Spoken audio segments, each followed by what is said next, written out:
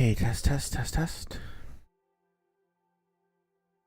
Having some technical issues I'm trying to resolve, but I should be ready to go in about a minute.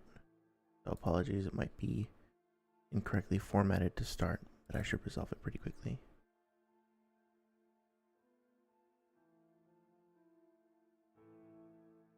Hey, Saria, how you doing?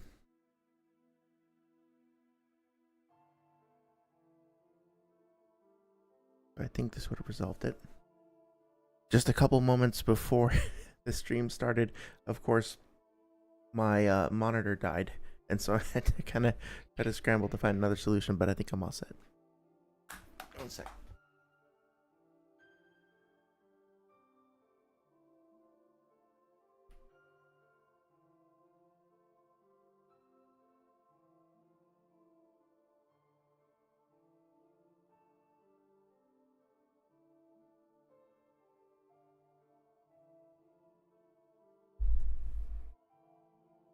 Okay, looks like it's coming through okay. Good.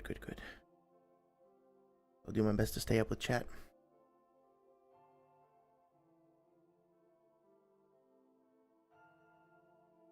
Okay, well, welcome everyone.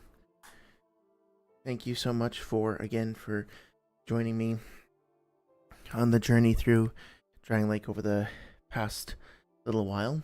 It's been really awesome to share the journey and to get a chance to discuss it with y'all and to just go through and evaluate the game years after I previously played it, obviously years after it came out, to see how everything stood up, whether it withstood the test of time, so to speak.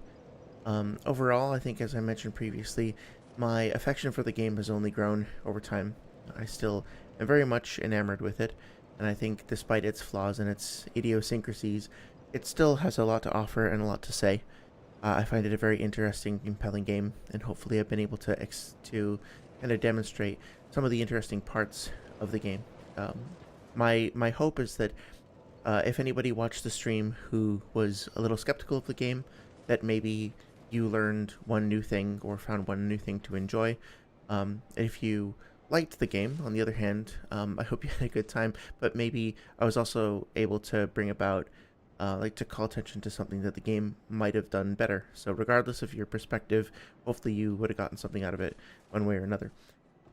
Sorry says, I'm well, I was looking forward to your stream today. Oh, thank you. You've been really very supportive and very kind as I've been finding my foothold, so to speak, in getting the streams online and everything. I really do appreciate the encouragement and the positive vibes and everything there. And I appreciated those pictures that you sent in the Discord of the cows. I hope they're all doing well as well. Something about just like some cute animals does a great deal to just brighten your day, even if you're having a good day. Just makes it all that much better. So my goal for today, given that we finished up the stream, the main playthrough, is we have another week before the advent of NightReign. I'm going to be jumping into that and checking it out. One thing that I do want to make sure I do, actually, is I'm sure that the audio is pretty quiet, so I'm just going to yeah. I'm going to bring that up. Sorry about that. So that seems like it would be closer to what it was previously. I'm just going to listen back in my phone to make sure that the audio levels are okay, and then I'll be right back.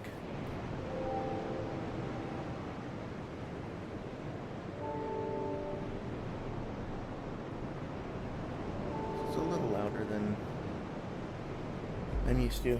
So yeah, I'm just making sure I get everything calibrated correctly here because tonight we're going to be taking a look at the original Dark Souls game, or Dark Souls 2 game. So up to this point we've been playing Scholar of the First Sin, and we've been playing a melee build. But tonight, before we say goodbye to Dark Souls 2 for a little while, here we go, and move on to Elden Ring for a bit, I did want to use this opportunity to go over some of the differences between the different play styles, namely melee versus a more adventurer/hybrid spellcaster approach, and talk about the ways in which both of those styles affect your journey through the game. And also, potentially, we could hop back over to Scholar to discuss like some New Game Plus stuff as well. But first of all, let's just take a look at a few things in this particular build or outlook or whatnot, and talk about how it compares to our previous playthrough. Saria says, God, I always forget how pretty this game is. Yeah, it really is.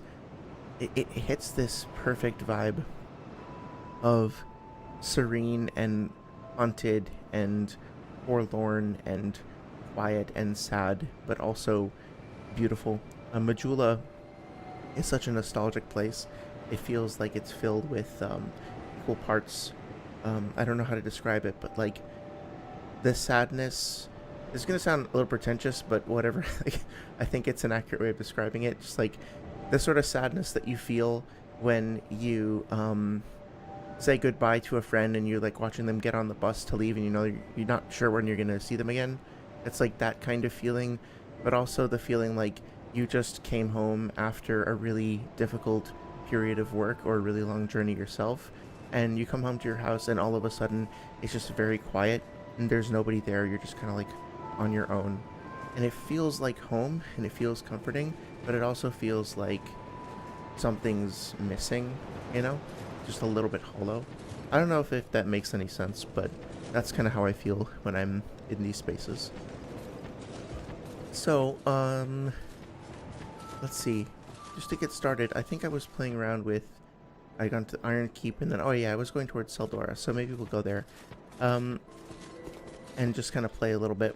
I've stocked some new things, and they've been selling. I'm just gonna skip through some of the dialogue here because I'm curious about what he has in stock. Obviously, we can try to advance his quest line a little bit. I think that might be a nice armor set to pick up. Thanks very much. I like this armor set a lot. A little bit hollow, yeah, exactly.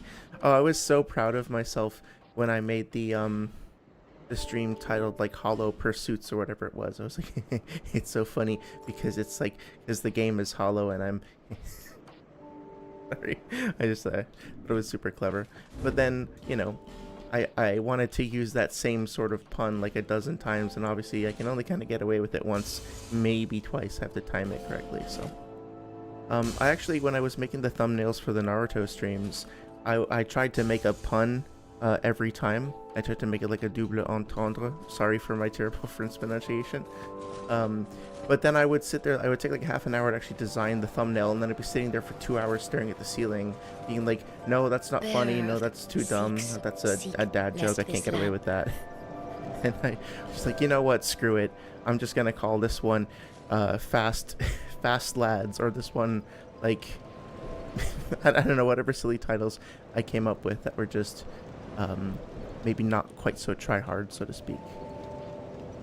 So actually, as maybe not fun for some folks as it may be, unfortunately, to discuss stats right off the bat, hope you'll bear with me.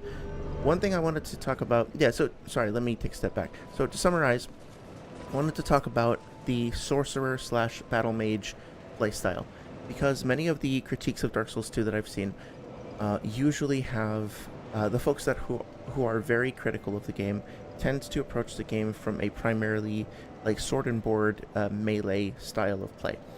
They tend to use a relatively conservative build, not politically conservative obviously, but just kind of like focusing on a shield, a sword, a standard medium to heavy armor, and rings that are pretty utilitarian, usually rings that boost souls, defense, attack, stuff like that. And I want to talk a little bit about how people talk about what is the intended way to play the game. Are you supposed to run past all the enemies or engage them all? Are you supposed to play slow or play fast or whatever? What does the developer want from us? And I think that the real answer to that question is the developers just want you to have fun with the game. Fun is going to mean different things to different people. But ultimately they want you to have a fulfilling, meaningful, engaging experience with the piece of art that they've made. I think that's probably the most universal thing, and however you decide to make that work for yourself is entirely up to you. But beyond that, if I were to pick a class or a role or whatever that I think is the intended class to play, I think it's actually a sorcerer. And I wouldn't have said that a couple of years ago. but playing through this recently, I do think that an intelligence slash faith-based build is kind of the way to go for reasons that we'll see as we start exploring the game and playing through Seldora. Now, that all being said, I do want to take a minute. I can't believe that, well, not that I can't believe, but we moved away from, taking our time to really explore all of the armor sets and weapon sets, and we kind of stopped talking about them in great detail. Before we move on, I just want to take a second and just appreciate this particular set of armor here. I mean, this is just one set, like one random thing that I picked up. Look at all the incredible detail here. So we have a discrepancy, so to speak, between the left arm and the right arm. The left arm has that sort of, I don't know, scutum, is that the right term for it? It's that sort of protruding round element on the elbow. Metal gauntlets with rivets and like almost, I don't know what those are called, but those interleaving kind of scale-like elements. Metallic, like individual segmented like finger joints. Several segments to the armor. We got the pauldron there that's poking up over the left shoulder, and it's asymmetrical, right? It's sort of different on the right hand side with more emphasis on leather, slightly less elaborate armor there with some chainmail underneath. So it almost looks like either this character was more fortified on one side than the other, the character who originally owned this armor, or that there was intended to be like a secondary purpose or no, I'm sorry, I already kind of said that, or that this set of armor was maybe cobbled together from a variety of different things, which is why it's asymmetrical. There's a certain asymmetry to the cloth as well.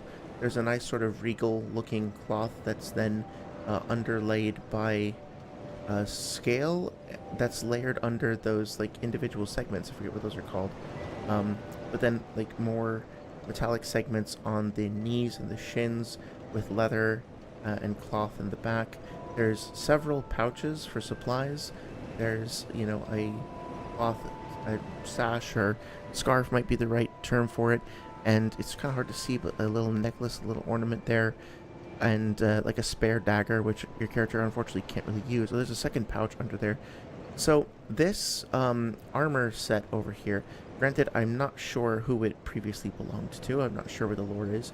But even if we don't know anything about the story, this one armor set seems to be telling me a story of a character who was, it's called the Elite Knight set, right? So a character who was maybe a proud knight, who was from a royal family or something like that, went out on adventures or a quest or something, like went on like an errand, and given that it was a long journey, perhaps slowly started losing pieces of their armor and patching it and repairing it, replacing it with other things.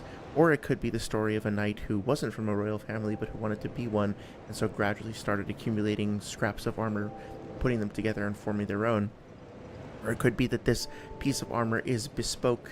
This is exactly what it was supposed to be designed for, but it is flexible, it's multi-purpose, it has a mixture of sort of ornamentation and supply and armor and versatility. And this is all just one armor set, right? So granted, some people are not going to care about this. Some people are only going to care about the stats. Some people are going to find all this kind of boring and superfluous. But I don't. I think this is part of the game's, like what really makes it special. And this is an armor set that is not like a reward for a boss. This is not particularly quote-unquote special. This is not one exceptional thing. It's really just a random ass piece of armor that you can get from a merchant in town early on in the game. And yet, there's so much love and care and craft. And that's kind of, I think, a good metaphor for the game overall, is that despite its rough patches, if you pay attention and you look, there is a lot of love and care and craft and details that are kind of hiding out. And that's not going to be enough for some people to carry the whole game, and I totally understand that. That's fine. But I think it is worth paying attention to, looking out for, because when you find it, it's super exciting. Asaria says the people who think if you use magic, you're cheating for some reason, not realizing that it's in the game for it's there for you to use. Yeah, exactly. So I will say that Dark Souls 1 and to a certain extent Demon Souls feel like when you use magic in certain parts, especially early on, it does kind of feel like easy mode a little bit, for lack of a better phrase. Just because, most of the enemies that you fight early on, especially the big armored knights, will require you to engage with them in melee combat. Excuse me.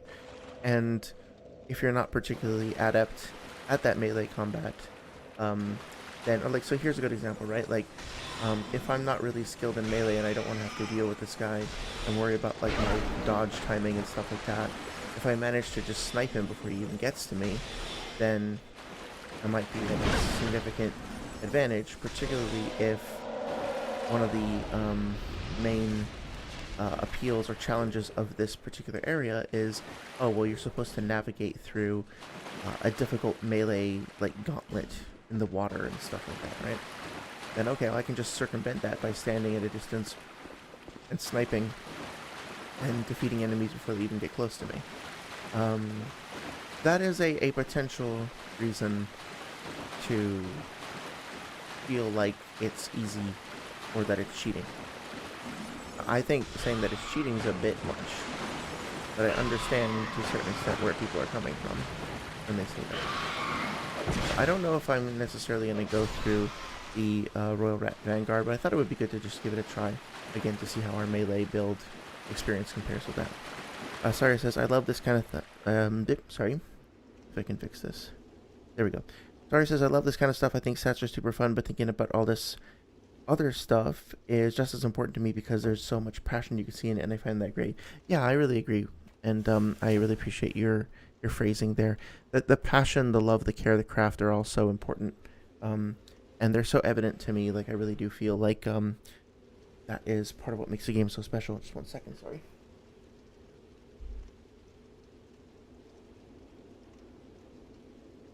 And also, even if you wind up like hating the game, which again, for some people it is just going to come down to a matter of, you know, I do not enjoy this. This game feels bad to play. I don't like the aesthetic. I don't like the way my character controls or handles. I don't enjoy the sound effects, you know, which I think is totally legitimate. There are some games that I know I would argue are objectively good, and I would encourage other people to play, but I will not play them because I just don't like, I can't deal with the aesthetic. I just can't you know, handle them, for just one way of putting it. With that being said, I think if you're going to then levy a critique against the game, it's worth trying to at least look for those things that, even if they're not your preference, might still be like signs of care and craft.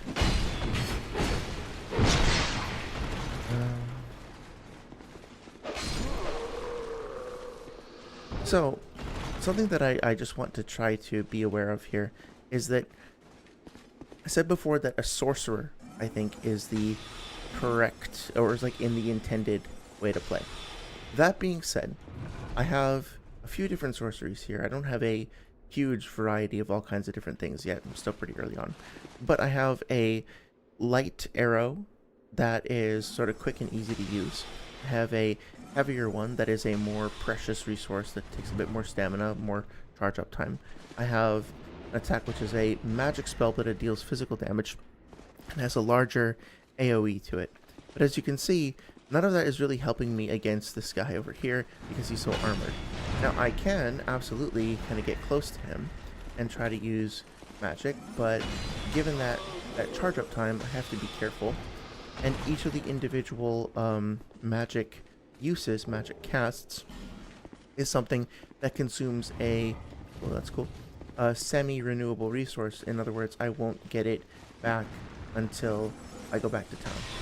Try to don't walk through the chest. Don't break the chest. Okay. Oh wait, is that a trap chest? No. Yep, it is. So if I want to really like maximize my experience here, notice I don't have a ton of life gems because I'm trying to save up souls to buy other things. If I want to really try to maximize my combat here, to be careful, to be smart with it, so to speak, then I'm going to need to figure out which situations in which I want to use those limited, you know, semi-renewable resources. Because I can also, you know, if I have a rouge water, excuse me, I can decide to restore some spell uses. But otherwise, I'm not going to get them back until I go back to the bonfire. And so, it's up to me to figure out how to use them. Now, technically speaking, the apart from the weapon degradation, every individual single sword swing, which is vaguely analogous to a single cast of a spell, is essentially free, right? Because I might only have 50 casts of Soul Arrow, but I have essentially, I don't know, 500 swings of my sword before I have to start worrying about durability. In which case, oh, I might fall. In which case, I still can use a repair powder or something like that. But of course, a sword makes me a little bit more vulnerable in certain situations. I have to close the distance. I have to be wary of the fact that I'm now going to be at greater risk of counterattack and stuff. So I basically have a constant choice between, trade-off between two things. One is a highly available, readily reusable resource, which is quick and responsive and versatile, but also risky. And another is a slightly slower, slightly safer at a distance, but a little bit less versatile, a little bit more brittle option of a ranged attack. And as a spellcaster, I'm constantly cycling between options in those two categories. So sometimes I'm using ranged attacks that are slow or fast. Sometimes I'm using some of those things up close. Sometimes I'm sniping at a distance. Sometimes I'm weighing the extent to which any given consumption of a spell slot will be useful. Sometimes I'm being a little bit reckless. Sometimes I switch to melee because it's it seems most expedient at a given moment. Other times I'm forced into it because I run out of other things, I run out of my other resources. So whereas when you play Sword and Board exclusively, sometimes you feel like you're only allowed, quote unquote, to use those two resources. When you wind up word for it. Really? I don't have enough attributes for that? Weird. Let's see. Previous Soul Arrow. Sorry, I just want to equip my stuff here. So, I guess what I've felt so far about my experience with playing a sorcerer is that I'm always changing things up. I never feel like I'm just using the same thing over and over again. I always feel like, I can take a different path or use a different option depending on what the situation needs. And I never feel like anything I'm doing is too powerful because there are pros and cons to all the choices that I make. So it feels like not only is it more fun, but it's also shit. Well, this isn't particularly fun. One sec, I gotta focus. I didn't time that very well. So, in addition to just being fun in and of itself, to have those... Oh, fuck, I'm gonna die. I'm saying I'm having so much fun and then I'm getting pummeled. I'm trying to figure out how to express what I say.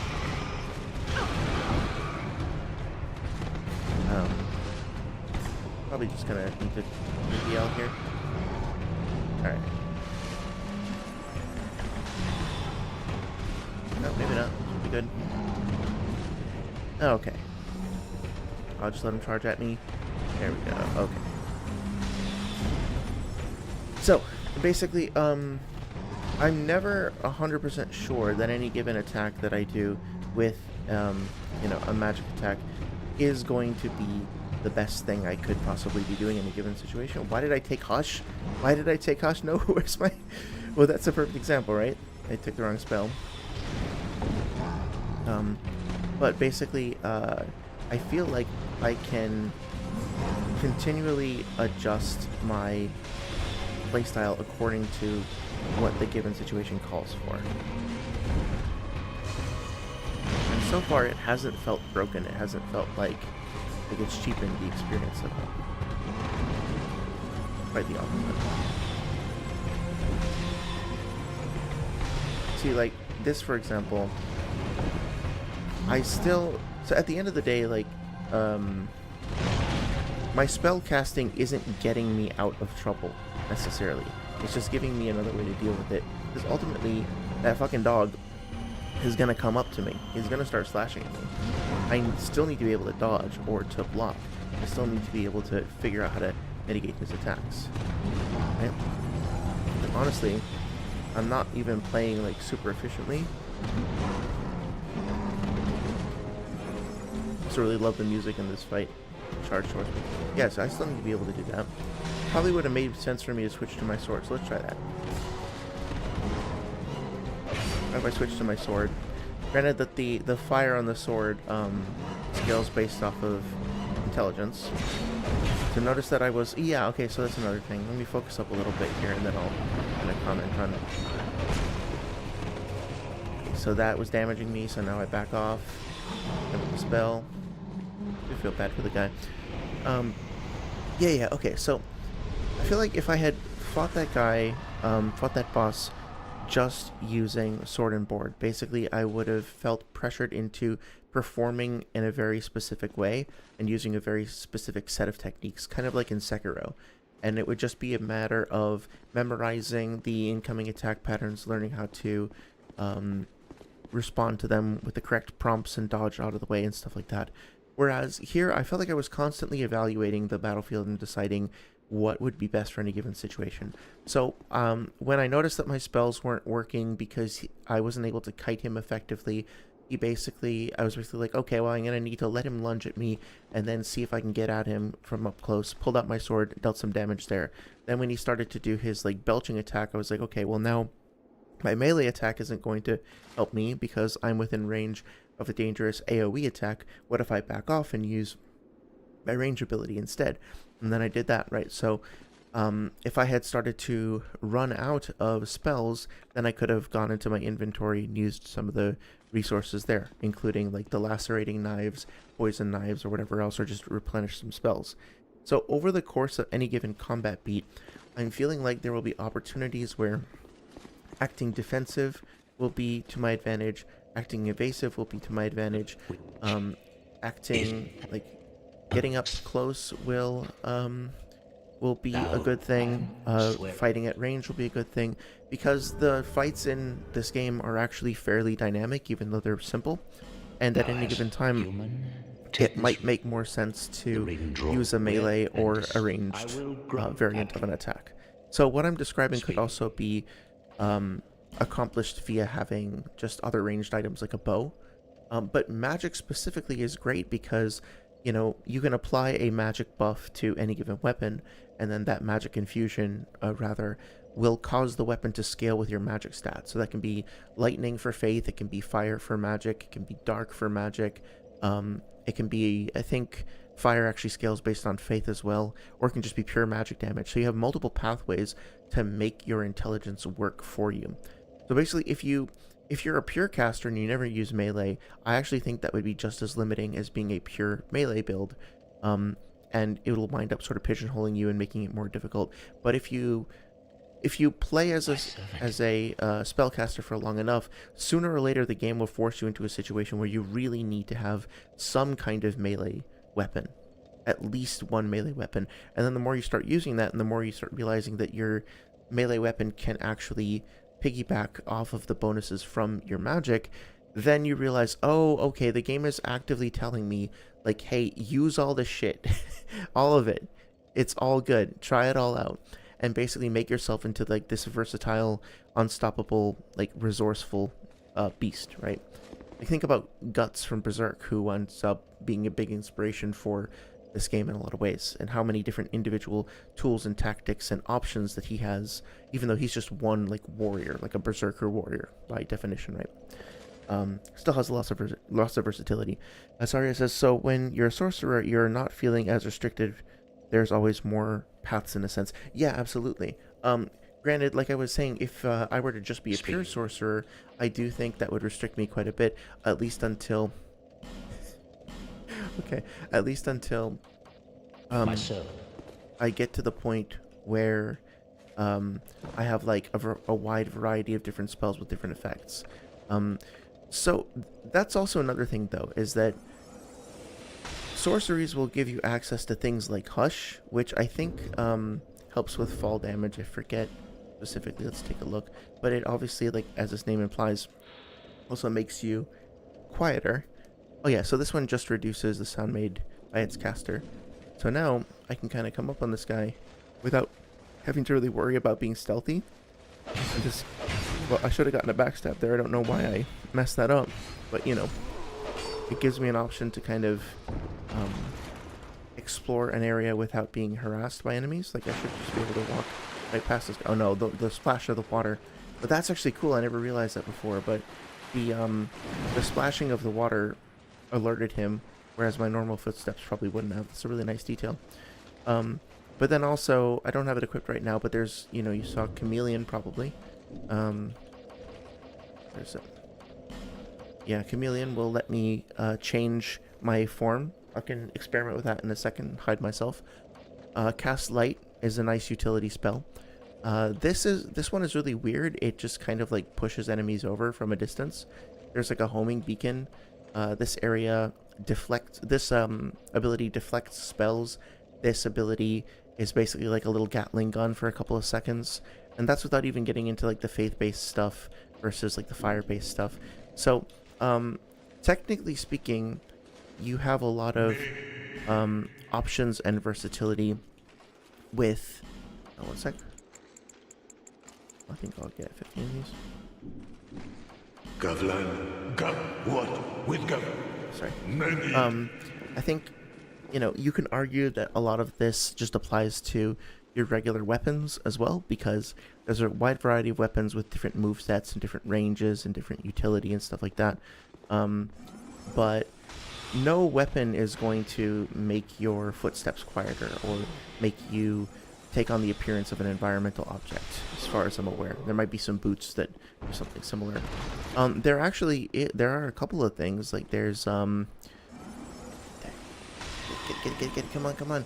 I hate these things so much, please. Die from the fall damage. Nope, okay. Oh well. You know, there are certain things like the butterfly set or whatever that will poison nearby enemies. There's a gesture set where every item in the set has a different unique effect. Like one of the items softens your fall, for example. I think another one increases the amount of souls that you gain, something like that. So there are definitely other things, but some of the most interesting and kind of Dungeons and Dragons style, like esoteric effects, are ones that you're going to find from spells. It also seems like the spells themselves have not only different types of damage that they can do, you know, some of them do physical damage versus just straight up magic damage, but also some of them seem to have the ability to like the heavy soul arrow, I have fewer casts of it, and it takes longer to charge up and fire, but it also seems to do more poise damage, and so it actually was capable of breaking through the enemy's shield, like knocking it aside.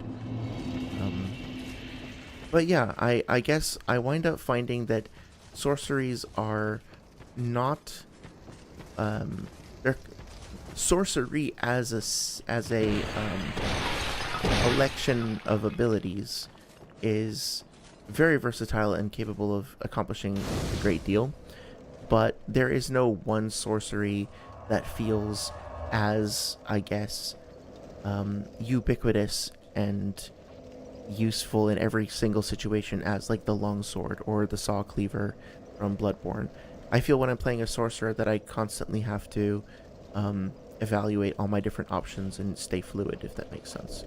So yeah, so just for fun, let me just pick out a couple of random sorceries here. Always good to have Dark Orb. Let's get Chameleon, let's get this, yeah, let's get Great Heavy Soul Arrow and Heavy Soul Arrow. Right. So, just to kind of show off, oh, I didn't really need Hush. Hang on, pigs. Ah, hi. Damn. Kind of scared me. I will say that these are a little bit tense. These, well, I guess, you could say the combat is intense. Okay, I'm gonna be turning off the stream now.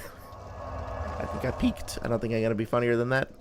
No, but yeah, I did the same thing again. I meant to change the hush spell out. 1 second.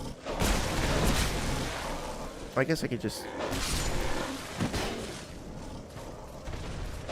Yeah, so let's just, while I'm here, just kind of experiment with this and see what the shockwave do.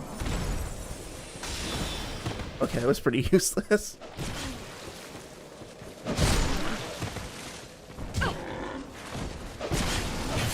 Yeah, so it's funny, like, I am still a sorcerer. I'm still primarily using sorceries, but I'm finding that I'm switching back and forth between melee and sorcery, and it's more fun for me that way. Right, I'm looking at my full tool set. And I think, honestly, it might not be as fun to look over a data sheet, so to speak. I think in a second, you know, when it's time to level up next... Actually, I'll do this right after the next boss, before we actually hit Seldora. And, he's kind of holding his back like he's getting tired.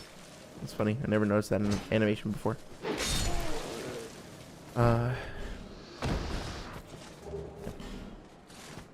One thing I will say, though, is that, it's a little intense, John, before getting hit in the head with a sword. True. Just a little bit, just a tiny bit of spice in my encounters. A little bit of that.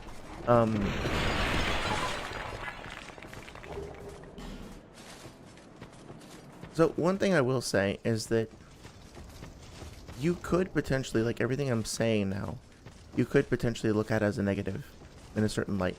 And this is something that I wonder how they will, if they will continue to explore and or possibly fix this. If it needs to be fixed in future Souls games. Damn it. Try that one more time. Because let's say I did actually want to be a pure spellcaster. And you think about characters who narratively in the lore are just as versatile and skilled with casting spells as warriors are with using melee items. So spells should be their bread and butter. Spells should be their lifeblood and everything, like their first line of defense, so to speak, right? And so it is kind of weird that there is no, like, replenishing... This is... So this was... Hang on 1 second. Okay. They made this a mimic chest in the, it's not bad luck ahead, in Scholar of the First Sin, so I was just curious if they were going to do that here. Sorry, I'm doing a bad job of articulating what I'm trying to say. So, I wonder if at some point they will do something with replenishing mana, because it's kind of hard to only ever use spells. Like, if you want to do a pure sorcery run, where you never use any melee whatsoever, especially in the earlier game, you're going to find that pretty difficult to do, because you're just going to run out of charges really, really fast. And narratively speaking, I think that sort of kind of doesn't make sense when you consider that there are like characters who invade you, for example, who just constantly spam spells, and characters in the lore like, I don't know, Navlon and what's his name, Straight of Alafis, who don't really seem to have any melee weaponry, maybe like a tiny little dagger. And so it's implied that the way that they, like the only way that they interact with others in combat is specifically through magic. So it feels a little bit weird that your character would run out of magic charges so quickly and be like reliant on consumables to replenish them. I would really enjoy seeing some sort of future From Software game with a replenishing magic pool or ability. Like maybe, like, so that's the other thing too. When I use a magic spell, notice at the top left that it is consuming my stamina, just like any other like melee action, for example, would do. So why not have a similar bar for mana that slowly replenishes. I think I was playing a Souls-like game, I can't remember which recently, that has a magic system that basically works like that. Basically, spells don't ever cost you a non-renewable resource. It basically just costs you like more of your stamina and regenerates. And that's all it costs. And I think that kind of makes sense from a certain narrative standpoint, right? Your character is just so good at magic, so in tune with magic, that they're capable of just like channeling it the way that a warrior would swing their sword. Anyway, that's a whole long ramble to just say that I guess it's not a sorcerer build that is the true Dark Souls 2 intended experience, so much as it's a battle mage build that takes advantage of all the tools that you have, including magic.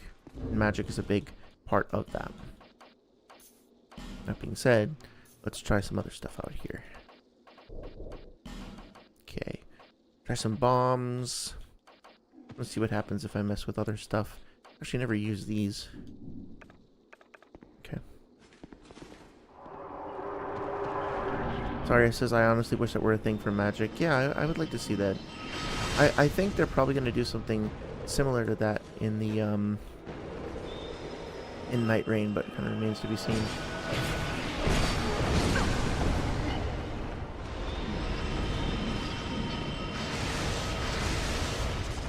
Okay, so the alluring skulls did seem to kind of group them up, which is fun.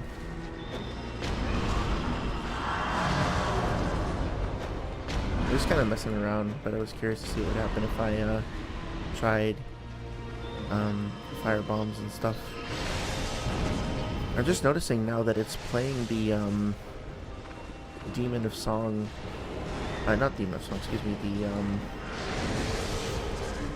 Covetous Demon's theme. So I'm obviously like being very inefficient here.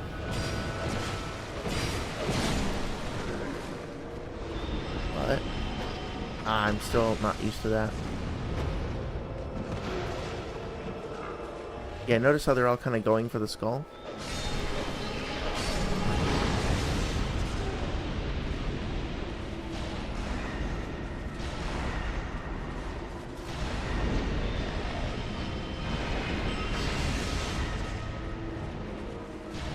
Yeah, so I remember Matthew Matosis basically, I think, saying that he didn't have much fun with this. That's actually kind of funny. Because he felt like he constantly had to take his eyes off of the correct enemy to fight, and this put him at a great disadvantage. But I don't know. Also, this guy has a really fun design. Like, look at his headpiece there. Seems to have like some dark energy kind of coming off of him. It's got that sort of pale blue-green skin that some of the other undead characters have. Weird twisted horns and a skull mask, and that kind of contrasts with those sort of brightly colored gems as well, but they're not, it's asymmetrical. They're only on a couple of his horns and on his mask. Better heal up just to be safe. The staff is basically just a skeleton, but with adornments. Oh, that's cool too. I didn't notice that. There's like some bone chimes that are dangling off of it, and they actually applied some rudimentary physics to it. You kind of see it swinging around. That jawbone on that skull looks almost inhuman. It's, oh yeah, look at that. The fuck is that? It's not like a regular human skull. It's like way too long and extended. So there's a lot of interesting storytelling going on with this character as well. Some subtle kind of decorations on the robe. Yeah, very, very interesting. And those bands along the wrists, they kind of look like shackles, but they could just be ornamental. Yeah. Kind of a shame that we don't get a boss weapon from this guy. Get a Titanite slab, which I still think feels a little bit too early for that. But still, yeah, very, very interesting boss. I think an overlooked boss. And I'm going to look back at the footage later, but I feel like the way that I played that, the first time I went through with my melee build, was basically just hacking and slashing at whatever was near me. Like, I was more heavily armored, so I was less worried about taking damage. I made a beeline directly for whatever enemy was, doing the healing, ran up to the clerics and took them out first, because I was able to kind of tank the attacks that I was taking. I wasn't thinking super tactfully. I just sort of like walked through it, and then I just burned through those two as quickly as possible, and then dealt with the chaff, like mopped up the remaining ones after that. It didn't feel like I was really reading the combat situation in depth. It didn't feel like I was really studying it and trying to exploit it. I mean, I was to a certain extent, right? Because I was still identifying the key targets and I was trying to, tactfully eliminate them as quickly as possible. But also, compare that to what I just did recently, where I like used the skulls to get them all to group up together, and then I tried to throw like an AoE fire blast at them so that they would all get hit all at once. I tried to use different types of spells that would be useful against different characters based on their mass, essentially. Some of them, some of the spells were more useful for sniping them, others were more useful for clobbering them, so to speak. The shockwave spell wasn't all that useful, but it was still funny as hell to knock the prowling magus on his ass and give myself some time to recover. So, as long as the casting time for this is shorter than my Estus healing flask, I could have used that to give myself some time to heal. I felt like that was a much more kind of engaging and varied and hectic in a fun way, sort of way of having that fight. And then I think I did, I toggled lock on and off, and I also pulled out my sword a couple times to help finish off a couple of the enemies. So it felt very fluid. It felt very fun, honestly. Saria says, I honestly wish that were... Oh, for the magic. Yeah, okay, sorry, I read that before. Something. Yes, you are regret together. I'm skipping through dialogue just because I'm focused more on the combat now. And I think we went over that stuff before. But yeah, we looked at the priest robes last time we were here, bloodbite rings and all that stuff. Yeah, so we get some more spells over here. We got various forms of healing. I'm not going to pick those up right now because it's not my build. But we have like Heavenly Thunder is really interesting. Perseverance. There's a lot of utility here. Healing spells the miracles are less offensive, although there are offensive ones. They're more focused on utility and sustainability. So they complement a melee playstyle very nicely. So even if you don't want to really become a battle mage, I still think that even adding like a little bit, like putting 10 points or so on top of your starting faith can give you access to a couple of these things. Like force can be really useful, emit force even without getting too high. Scraps of life is interesting.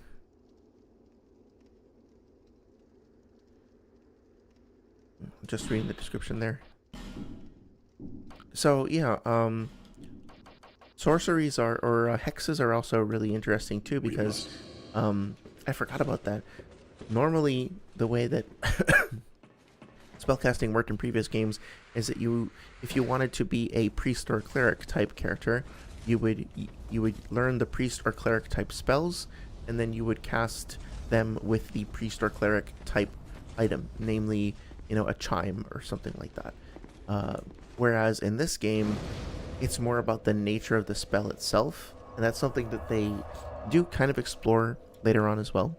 But for hexes, which are always my favorite types of spells, individual hexes might be usable as sorcery, like with sorcery catalysts, and individual hexes might also only be usable as via chimes. So some of them are sorcery items, some of them are faith-based items, so to speak, or like miracle items, and you kind of have to figure out how to sculpt your build around that, if that makes sense. How to look for the items that will allow you to cast all the different spells that you want to. So that's the other thing, is that given that there are like 4 schools of magic, figuring out how to take advantage of that, and how to allocate your stats and according to that, and upgrade your weapons according to that, will also be an important set of decisions that you're just not going to ever get if you don't engage with that as a pure melee build. So again, even if you spend most of your time just slashing at things with a weapon, that's totally fine. Just put like enough points into any school of magic to be able to use a few spells as like utility, as supplementary stuff, and I think that will contribute greatly to your run overall, just as a general rule. Sorry says, I have a question for you regarding the combat. When you play From Software games, do you have a go-to build, or do you always switch it up? You know, it used to be that I would always start with a mage build, and I think I usually do tend to lean that way. But I kind of wind up, it kind of depends, but I usually wind up leaning towards either a sort of primary mage with melee options, so basically what I'm playing now, or I play as like a nimble Sekiro style, I don't know what the term for it would be, I guess warrior, no, more like a samurai class, right? Like, I really, for whatever reason, I really enjoy status build up, so I like proccing bleed and poison, and I like timing my rolls and stuff like that, so I will oftentimes start a game intending to just play like a boring, quote-unquote boring for me anyway, strength character, and then wind up picking up like a Murakumo or a katana and putting some bleed on it, and I trying to go for a status build up. Unfortunately, the status builds don't tend to be all that efficient. They're more, for me, they're more fun than optimized or whatever. But yeah. How about you? You've played quite a few of the From Software games, right? Am I remembering that correctly? Do you have a playstyle that you prefer? And while we're talking about that, I do want to say that there is something that... oh, I love that guy's armor piece. Look at that with the claws. Awesome. I think they're more actually like the digits of a bird or something like that, or of a bat. But anyway, I want to talk about stat choices. So, something that I noticed when I was going through here and listening to critiques of the game is that people were highly critical of the adaptability stat. And I understand, well, not the stat so much as the fact that agility itself is required to have a good feeling experience with the game overall, and that given that that is the case, you feel pressured into dumping your points into this stat here that doesn't really feel super exciting or rewarding, and it feels mandatory, and it feels like you're wasting your points on other things that you could be spending on that are more interesting, compelling, or have more tangible and immediately visible results. Such as, you know, if I go up 5 points in strength, I might be able to use an entirely new weapon, or get much more significant damage out of that weapon, or go from having an axe that I can only use two-handed to being able to one-hand it, so now I have access to a shield. Adaptability, not so much. It more feels like you have to kind of pay your dues, like pay your taxes, so to speak, to get it up to a point where you can just enjoy the game. But that's sort of the criticism that I've heard, and I get that. I made it through most of the base game, getting my adaptability to 20, leaving it at 20, and then I popped it up to like 25 or 28 or something, and it did feel a little bit better, but not to the point where I felt like my entire run had been totally broken or whatever.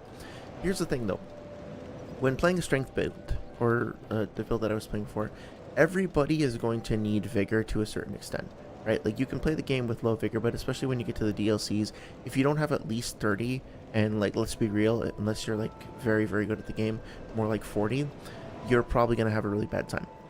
Endurance. Stamina is needed for every single character, and the more you have, the better. Like, there is a soft cap, but basically everybody's going to benefit from this.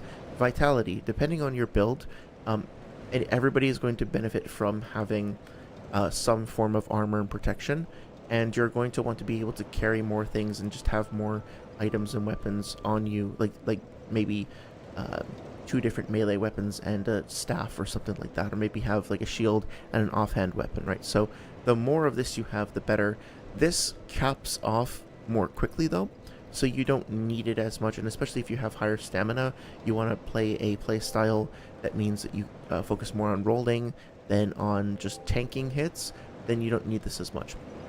Attunement, you don't really need for melee builds at all. Apart from like the HP bonus that you get, it's not really all that necessary. You get that HP bonus from everything anyway, so okay, yeah, it does gradually, very, very slowly build up your agility, but you know, it's not really necessary. Strength, you don't need it, and dexterity, you don't need it all that much if you're a spellcaster. You do need it you need at least one of these stats to be an effective melee combatant, but there are weapons in the game that will benefit spellcasters as well that kind of go up into the like 15 to 20 range, so they're not irrelevant either. Adaptability is useful for everyone, and then interfaith, you know, it sort of depends on which one of these you want to invest in. You don't really need both. The kind of sorcerer I'm playing now, I do want to be able to use both, but that being said, you know, as a melee character, you can go through the game basically putting like the default allocation of this, a bit of this, a bit of this, and then just pick one more thing, and then like just pay your taxes for adaptability. Whereas for a battle mage or like a sorcerer, there are good arguments for every single stat on this list. After a certain point, when you're done kind of getting to your soft caps as a melee fighter, you sort of run out of things to put your stats into. But as a spellcaster, every single time I'm leveling up, I'm asking myself, oh, do I want to maybe like pick up a healing miracle for some extra sustainability, or some, you know, to be able to cure some status ailments or something like that, or maybe gain access to a new hex, or I don't know, there's this really cool highly advanced spell that I'd like to check out that I need a little bit more points in, or you know what, maybe I could use a faster weapon because my strength weapon is not all that great, maybe a little dagger or something. Oh, I just picked up this new scythe or something that requires more dexterity, but if I, you know, had more spell slots, that would increase my versatility, and this also increases my agility a little bit. Oh, but I'm not tanky enough, and I could use a little bit more stamina. So every single stat matters, at least a bit, when you're a spellcaster. And it feels like every time I come back to camp, so to speak, I'm excited about, like, I feel like I've just given myself a new option. I've just nudged myself a little bit further forward, and it's not just like, okay, well, I'm strong, so I need more strength. Okay, well, I need to take more hits, so I need more vitality. It's always a careful balancing act of, you know, what is most important to me right now? What am I most excited about? And so then when I hear people like Mahler being like, well, the healing system, I know I keep talking about this, but the healing system is totally broken because you can just buy infinite numbers of life gems. I'm like, excuse me, what? Like, what are you even talking about? Why would I spend any money that I don't have to on shit like that when I could easily be, you know, getting my shit stronger, you know, when I could be advancing my whatchamacallit, getting closer to a cool new excuse me, spell that I want to use, or, you know, pushing myself over the edge towards some new armor that'd be beneficial for me, you know. Every single I say this as I'm about to go buy some life gems, but every single, you know, 1,000 souls winds up being impressive, important, and significant. I don't want to waste any of them. Thanks. And then we start talking about like some of the resonant spells, which we haven't really talked about, which are spells that actually consume souls when you use them, which are a really cool addition. They never talk about those for some reason. But those are also, you know, okay, I definitely don't want to be wasting my fucking money on life gems when I could be empowering resonant abilities. So, I don't know, man. I feel like there are just so many more options, so many more decisions, so much more cool shit you can do if you, like, at least mess around with sorceries. Sorry, Saria. Sorry says, I typically do a mix of magic and melee if possible, except in Elden Ring, because that one move with the giant Kamehameha laser beam is too funny, so I go full mage there. Yeah, I can't blame you. What is that called? Comet Azure? Yeah, that with the crystal tier that basically gives you infinite magic. It is kind of cheesy, but when you consume that crystal tier, it gives you, or cracked tier, whatever it is, it gives you like infinite FP for like 8 seconds or something, right? And that's super fun to just like walk into a boss arena that you might have been struggling with and just melt them over the course of a few seconds. Okay, well, let's see. Admittedly, the one sort of like self-critique or whatever that I will admit at this point is that everything I've said about the spells and stuff being versatile, I think still applies. But also, I mean, if we look at the options that I have realistically right now, it's arrow, arrow, arrow, arrow, arrow, arrow, arrow, homing arrow, many arrow, and blob. And what does Scraps of Life do? Oh, I need a chime for that. So, I mean, it is, I would appreciate it, I suppose, if there were more, like a greater variety of types of things that were accessible earlier on, right? Because at the end of the day, sorry, at the end of the day, it is, you want to keep trying the new cool shit, right? You want to have the different options available to you. Right now, like 10 hours in, well, granted, this character's only 10 hours in, but I've still defeated like quite a few major bosses and stuff like that, so I do feel like, oh, that's the other thing too, is that remember how at the end of the game I still had like I had like 20 or 30 or something, like a ridiculous number, maybe not that high, but a ridiculous number of boss souls that I hadn't traded in. Now granted, a lot of that was because I hadn't bothered to go down and visit the Ornifex, the bird smith lady. But at the same time, once I kind of get a melee weapon that I feel comfortable with, I'm not necessarily going to, I don't know, how can I explain? This is entirely subjective, but I get more excited about the prospect of getting some cool, weird new spell with an interesting new property or something like that than I do about quite a few of the weapons. There are definitely some cool weapons that you get from boss souls, but yeah, I guess this is one way to put it, is that you don't actually have to go through the process of allocating resource materials to to a spell that you get from a boss. You only have to allocate those materials to upgrading a catalyst or a chime. If you already have an upgraded catalyst or chime, fuck it. Then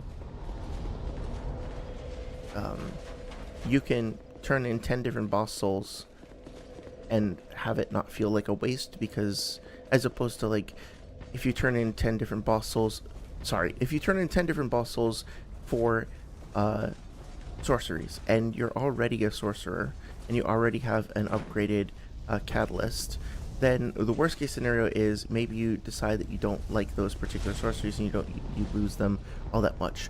If you do the same thing for weapons, like melee weapons, then the moment you get that melee weapon, it's going to be unupgraded, and as a result, it's not going to feel good necessarily, even if it is good, and you're going to have to take the risk, you know, of allocating a bunch of rare resources to it, especially like the petrified dragon bones and stuff like that, in order to get it viable. So you have to get it and then test it and see if you like the moveset, and then hope that it's viable after you allocate a shitload of rare resources to it, and then maybe you'll have a weapon that you get attached to, after which you probably will be a little hesitant to then do that all over again with yet another melee weapon. So, I don't know, I always feel like a little nervous about trading in a boss soul for a melee weapon, whereas I'm usually just excited to get a new spell, because it's just another thing in my arsenal that I don't have to like worry about, I guess. It's there if I want it. It's usually some kind of cool, esoteric, quirky thing. Now, granted, there are some melee boss weapons that are really cool, and when I get them, I'm just excited. I don't worry about it. I'm like, yeah, I just want this. I don't even care. So, you know, it's not every single one. Depends. Saria says, I don't think the health breaks the game because it's not like you're immortal. Breath of the Wild had a broken health system. Mifa, full revive, you can hold 99 fairies. Oh, 99 fairies, I forgot about that. And one party food full heal. Yeah, so that's... I do remember that about Breath of the Wild, that after a certain point, I had... I think they were the hearty food, but I'm not sure. I might be using the wrong term. But there was a way that you could combine, like, one kind of regular food item, if I remember correctly, with one other food item. So you could have, like, an apple plus the other thing. And that other thing would make it give you a full heal. So I remember the final fight with, was it Calamity Ganon? Not the giant pig guy, but the one right before that, where you're in an enclosed room and he's going through all the different phases and stuff like that, right? And I remember, oh shit, it's bad. No. Why? Okay. I remember going through that particular fight.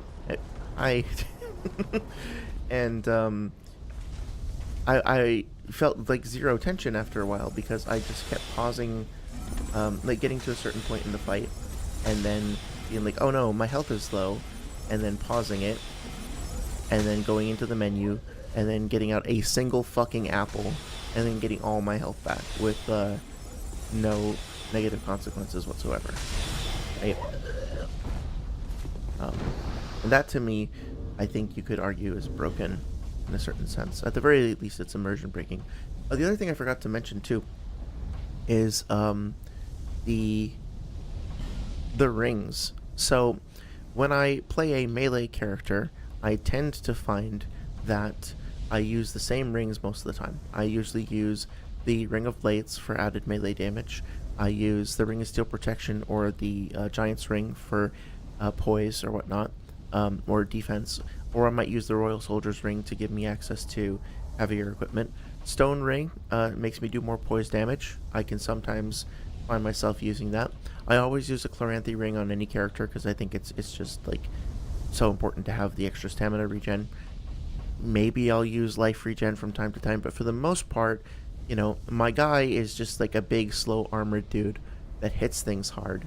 And so I pick the things that help me hit things more and harder and help me take more hits and be chunkier.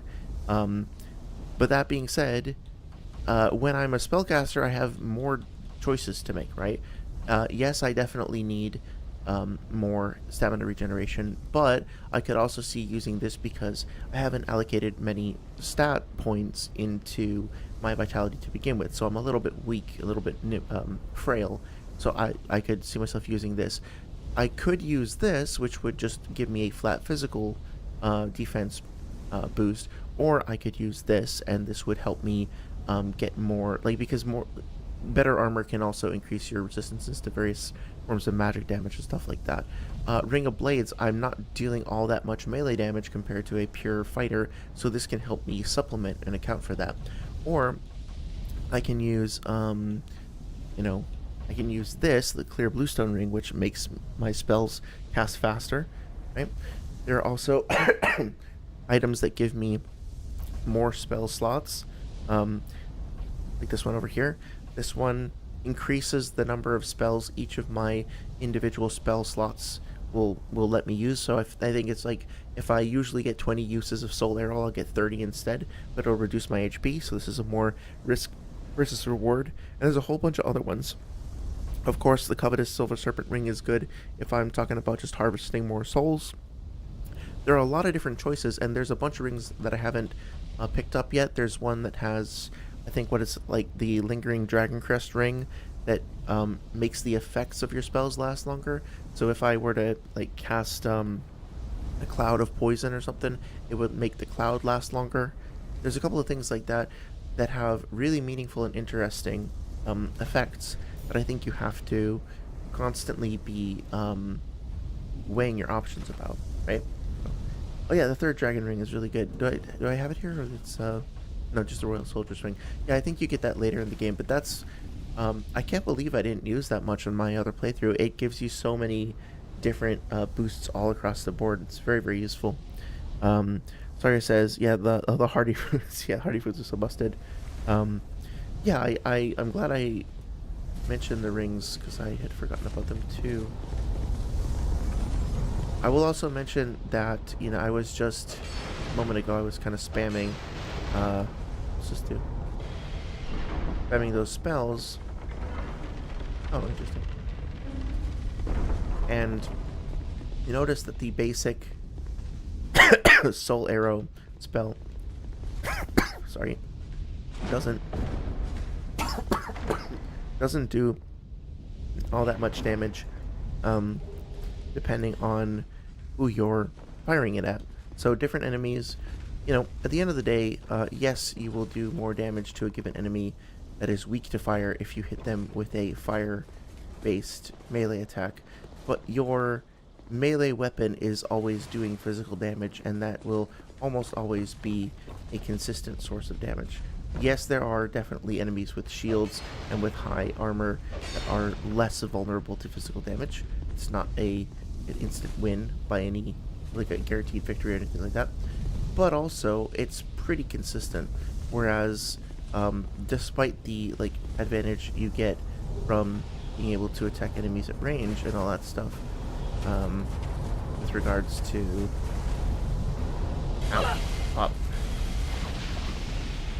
this animation is so slow. Being able to attack enemies at range and all the advantages that comes with that from a tactical standpoint, sometimes your spells just kind of suck, and you're going to need to pay attention to which spells are actually effective against which enemies and to vary up your playstyle accordingly.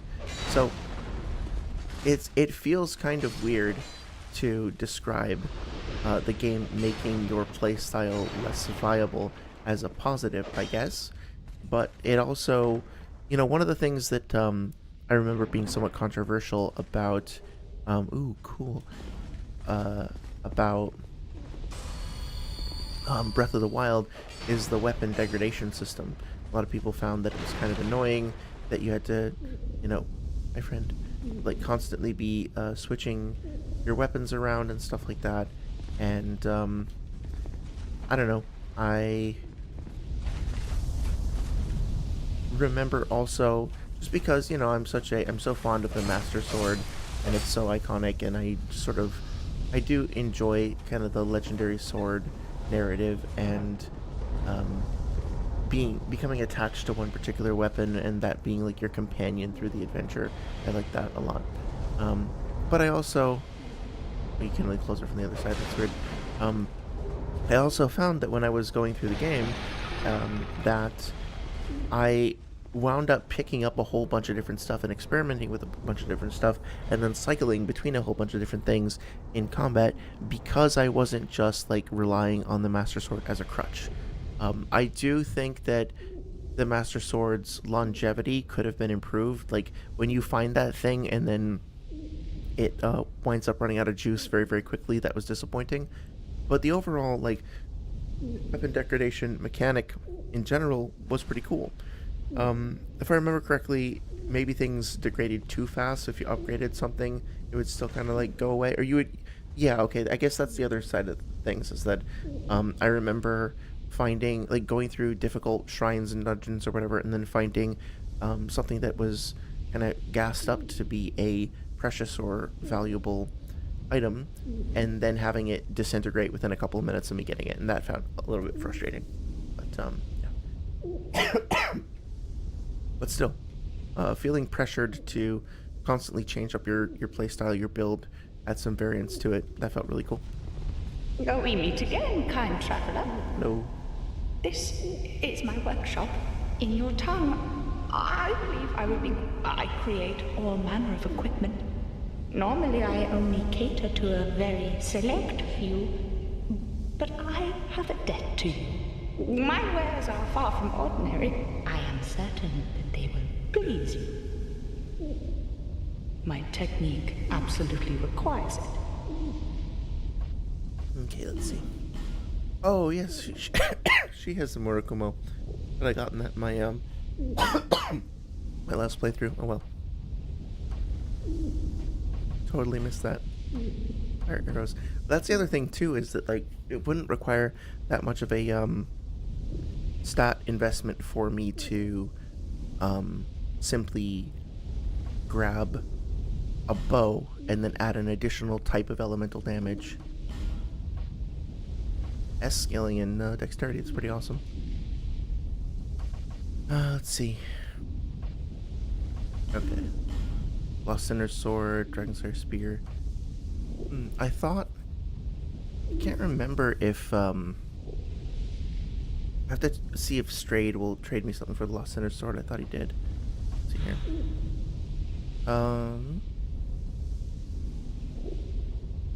Right. Tax damage wielder. Okay, so I don't think so. Right, I think I traded that last time. Saria says, wait, does she have wings or do any glasses? No, she has wings. It's kind of hard to see. I guess I'll sort of move around slowly. She also has the head of a bird. So in Dark Souls 1, there is a level called the Painted World of Ariamis, and this exact character model, maybe a little different, appears there as an enemy that are simply called crow demons. Crows are associated with a character known as Velka, who is referred to as the goddess of sin, and basically is the deity who determines what counts as a sin in the Dark Souls universe. When you leave the Undead Asylum, you are kind of brought to Lordran by this giant bird who appears to be a crow, appears to have the same kind of coloration, and so people kind of... Oh, and that the Painted World of Ariamis is like strongly associated with Velka, and so people have maybe speculated that these are either her servants or they are people who worshipped her that then turned into crows, or they might just be part of the local fauna, like they're just creatures that happen to live in that area. But either way, like, crow symbolism is a strong connection to Velka. And in this game, she just seems to have kind of either achieved consciousness, or rather than running around murdering people, she just decided to make stuff instead. I would really actually love, like, standing on the candle. I would actually go so far as to commission a lore video on this character, because I find this room so fascinating. I still have no idea what's going on with all those statues. I need to take like a 2-minute break to plug my phone in. 1 second.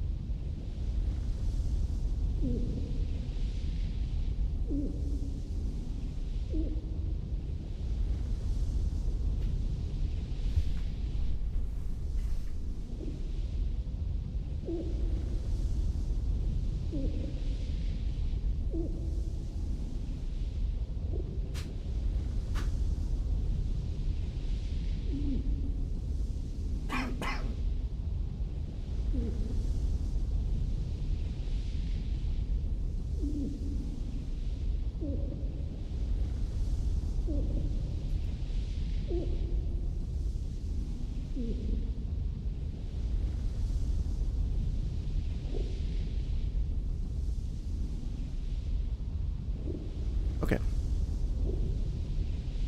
So,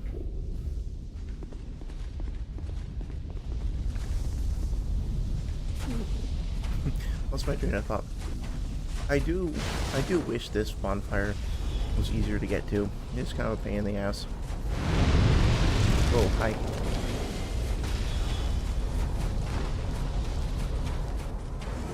I mean, it's fine once you actually unlock it.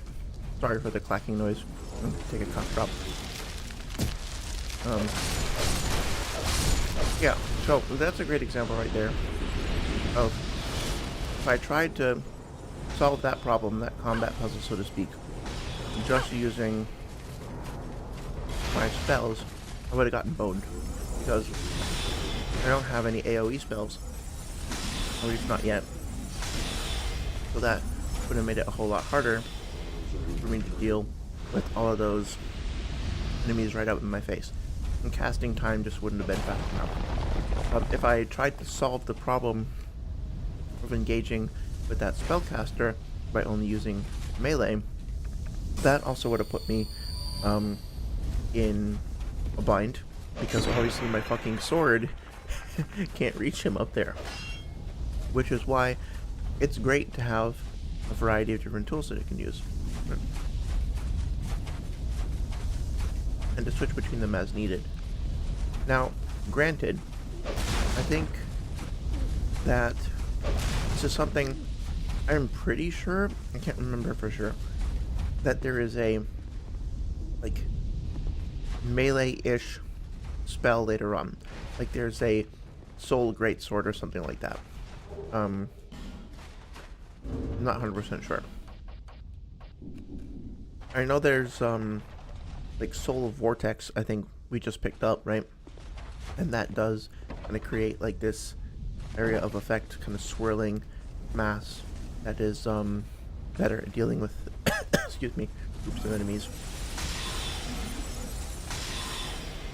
But I think, honestly, that's something that Dark Souls 3 and Elden Ring did better. By the 5, if not the 10-hour mark in both of those games, you'll have access to magic abilities that, you know, strengthen your shield, that strengthen your weapon, that can be used as, like, quick firing melee style attacks, as chargeable, wider ranging melee attacks, etc., etc. So you can actually be, I just got a Ricard's rapier from a fucking spider. What the hell? That was weird. But sorry, that totally threw me. The fuck did the spider have that? But yeah, like, it becomes more viable to have a pure spellcaster build in the later versions of the game. Sorry, in later entries in the series, rather. But then it does kind of make you wonder, though, or like, something worth noting, I guess, about that, though, is that, yeah, they give you more options, but the options that they give you are technically melee options, right? Rather than having a sword that's stuck in your hand that you're upgrading with physical material, it's a single-use sword that you can then conjure multiple times, but it still functions kind of like a sword. But then Elden Ring also has the stuff that's like those weird crescent-shaped, like, waves of wave attacks that come out, and they pass through multiple enemies. So I think basically by the time you get to Elden Ring, you have a magic system which is still fundamentally, you know, has the same DNA as previous entries in the series, but also is starting to treat magic use as something that is more of a primary kit rather than a supplement. Whereas this, you can do a pure caster build, but it does feel like you're hamstrung in certain. If you only use casting, it feels like you are pretty limited until quite late in the game, which I guess is their way of balancing it, because, you know, the ability to strike enemies at range before they get anywhere near you is such a huge advantage.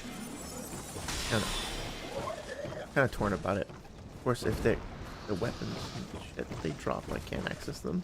Unfortunate. Saria says she's bird magic like Metroid. Yeah. Honestly, like, she could be a Chozo, I'm not sure.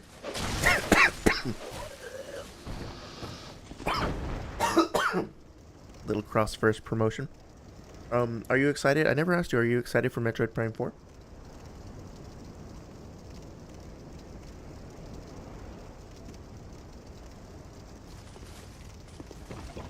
Metroid Prime 1 was like such a, I don't know, it has to be like top 10 games of all time, right? It's just so iconic and so,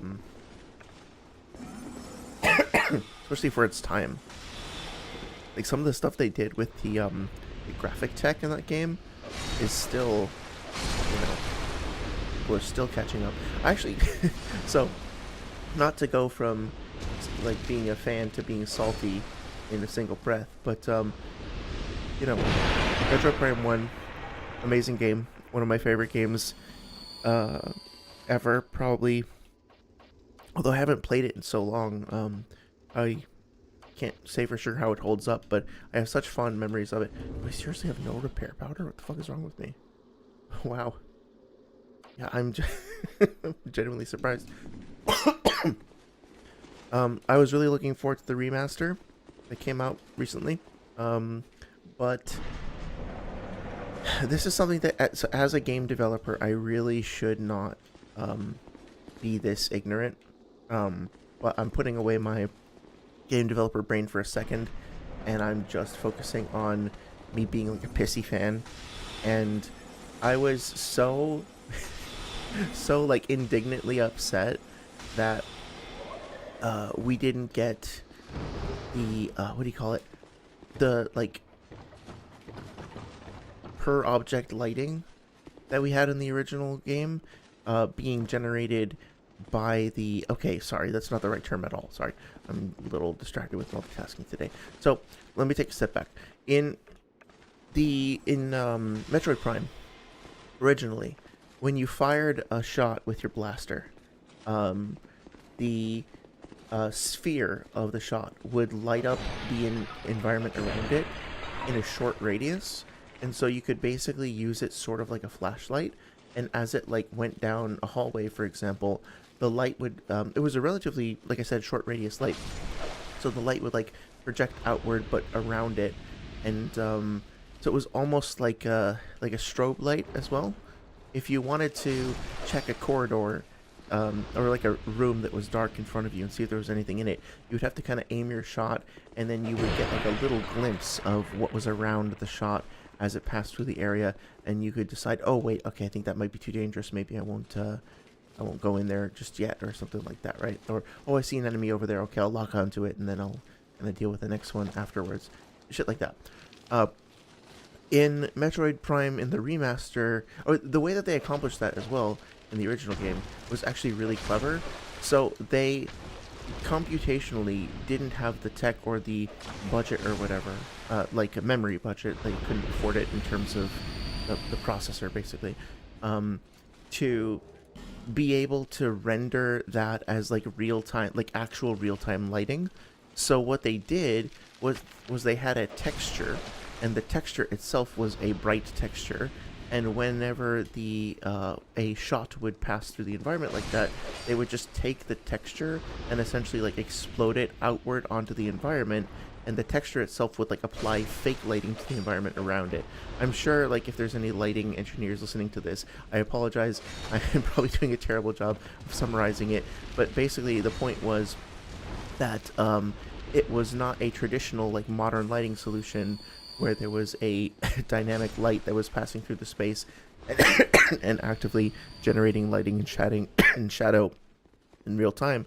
It was more like a quote-unquote a hack or a kludge, where they were just like doing this really clever solution to try to create that effect.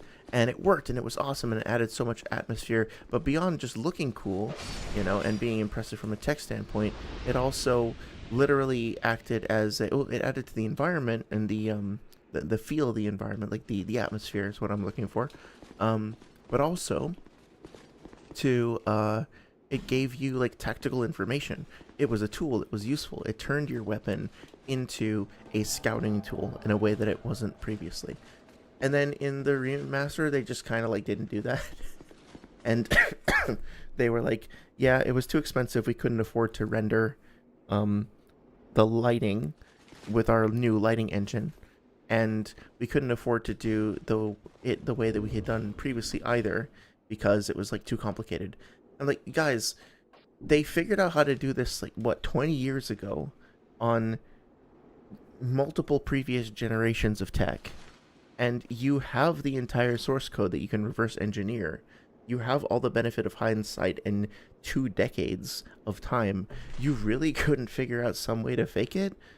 And this is a whole other thing. Like, I'd like to do a stream at some point where I like pull up the Demon Souls original game and the remake side by side, and I like play through one level on the OG and then play through one level in the remake and kind of compare them or something like that, or at least do that for Latria, which is my favorite level. But I have a lot of strong feelings about remakes and remasters and stuff like that, and I get it. There is no such thing as an easy game to make. Like, seriously, it's a fucking nightmare. It's a fucking miracle that any game ever gets shipped under any circumstances. But they solved this problem 2 goddamn decades ago. And when I hear people be like, I know it was just like a random, I've run into problems exactly like this with audio stuff before, so I'm really not trying to point fingers, but just as a pissy fan, not as a professional, as a pissy fan, I'm like, come on, you really couldn't find any way around that? Please, I want my old school lighting, please. Anyway, there's my fucking rant for the day. Why new Metroid no light good like old Metroid? Me not buy. Me anger now. Sorry, it says Metro Prime 1 gave me nightmares as a kid. Oh, wow. I was scared of the Parasite Queen. Oh, that's fair. That's fair. I mean, well, that's the other thing, too. The Parasite Queen in one... Oh, yeah, okay, fuck. I gotta... Tell me if I'm going a little too off the rails here, because I could rant about this stuff all day. But the Parasite Queen in 1 was kind of hidden behind, like, some fog, right? Or like, not fog, but was a little bit obscured behind all those rotating panels and was in shadow, not fog, shadow. And was kind of hard to see and make out her features. And it made her look kind of creepy and weird and added to the atmosphere a lot. And I guess you could look at that and say, okay, you know, at the time those developers really wanted to make a super high fidelity, highly detailed version of the Parasite Queen, and they just couldn't do it because the you know, the tech was insufficient and they couldn't render such a detailed thing. So they had to hide it behind shadow, right? That was the only thing that they could have done. And now we have access to better technology in modern times, and so we are going to... Oops, a second. We can now finally make the game that they always wanted to. And the Parasite Queen in the remaster is much more visible, and it's like textures, I guess, are higher quality. Like, there's more polygons to the model, there's more detail on the texture and all that stuff. But they also... They were dead. Oh boy. Oh shit. Wow. Okay. It's actually a nice little combo of effects there. Heal though. Okay. Wow. What the fuck? Why won't you dodge? Come on, Gohan. What are you doing? Okay. I think I see what happened. You just stunned me with the fucking or like immobilized me with the spider web. That was cool. So basically, in order to show off all of the new tech and stuff in the remaster, they basically just you know, removed all that lighting. Or maybe the lighting engine wasn't up to par and they couldn't light it the way that they used to. But the net result is that the Parasite Queen was not lit up the way that it was previously. And the way that I heard some people spinning it was, speaking of spinning, was to suggest, that the new version is just inherently better. It's necessarily better because the model is more modern, has more polygons, it's better lit, has better textures or whatever, etc., because the engine is more modern. So to summarize all that, I was a little ranting because I was distracted, but basically the idea being that the old model was put into shadow because the model was kind of bad, because the tech was bad. And now that we have better tech, we should show the character more because the model's better, the texture's better, etc., right? Whereas, regardless of the reasons, if the texture was bad or whatever you want to say about that, at the end of the day, when you go into that room in Metroid Prime 1 and you see the Parasite Queen and you see that she's in shadow, it creates a certain atmosphere. It's telling a certain story. It makes you feel a certain way emotionally. It creates a certain aesthetic, right? And that was part of the game's success. That was part of what defined what the game was. So maybe it was all a big failure. Maybe the developers at the time were total mooks and they just didn't have the ability to make the thing that they wanted to, and they were just scrapping together this nonsense or whatever, and it was, etc., etc., etc. That they would have done things totally different if they had the better tech. But it sort of doesn't matter because the game came out and it was a masterpiece, and that was part of the masterpiece. And even if it was a total fucking accident and unintentional and all that, it was still something that was accomplished and was good. And so now the remake comes along and it tries to insist that it's better because it has access to new technology, but it fundamentally changes the the aesthetic and the feel. It changes the fear of it. It changes the vibe. It's no longer like this creepy, spooky, mysterious, like weird alien thing. I mean, it still is, but some of that mystery and allure or whatever, some of the hostility of it or whatever is changed because, oh, now it's in full light. Now I can see exactly what it is. It just feels tangibly different. It's unfortunate. The same way that, like, in Silent Hill, part of the reason why the town was enshrouded in fog was because of the technical limitations that they had of rendering shit, right? It was just, they couldn't render the town as far as they wanted to, so they put fog really, really close, and that wouldn't have been their intention if they had, or that wouldn't have been what they would have done if they had full free reign. They would have made the draw distance further away.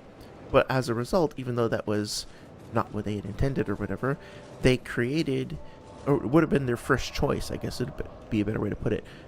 They still managed to use that limitation to create a sense of fear and claustrophobia that's iconic and endemic to the series. Like, you can't get away from that, really.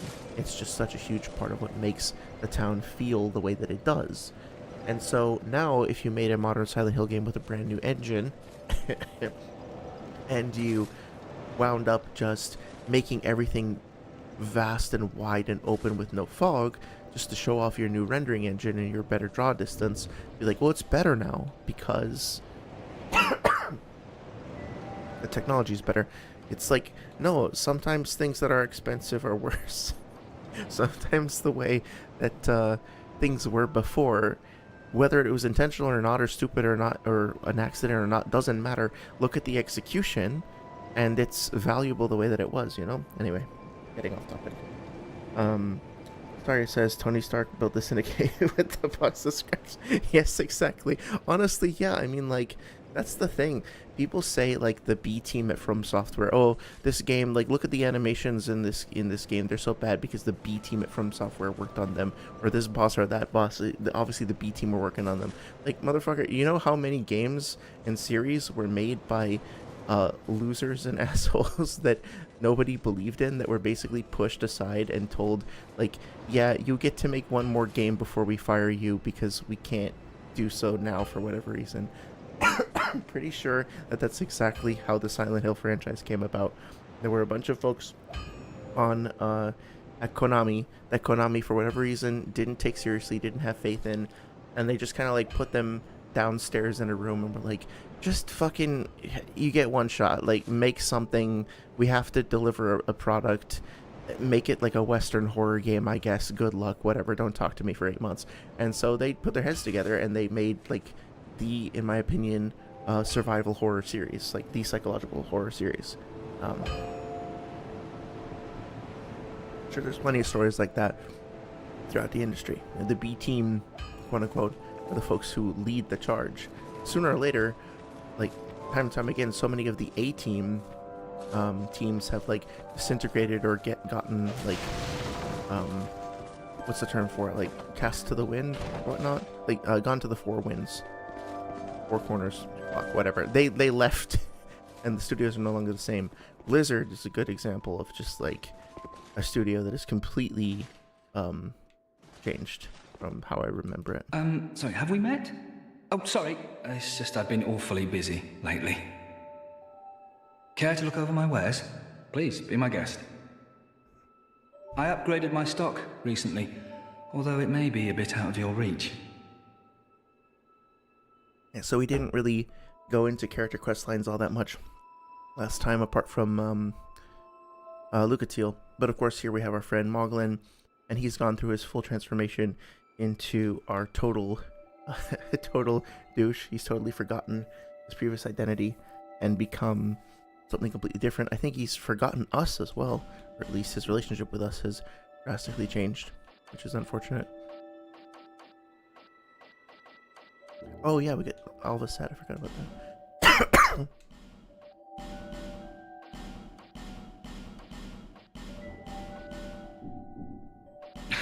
I'm rich! I'm rich! I don't need to go home anymore. Home? Home? Where is home? Thanks for the purchase. Do come again. Yeah. Something I was thinking about the other day as well is, you know, his dialogue says, like, when he's in his middle state, so to speak, before you kind of come back and finish his quest and all that, he says something along the lines of, oh yeah, I've been getting a lot of good business, like a bunch of people have been coming, and I have some like more satisfied customers now thanks to you getting me started or whatnot. And I guess I always just sort of took him at face value with those statements, but it occurs to me that maybe he actually didn't. You know, maybe we're literally the only ones who have been coming by, and he's just like, he's really lost it. That matches the drip a little bit better, yes. Actually kind of look like the fucking Soul of Cinder with this set on. That's pretty cool.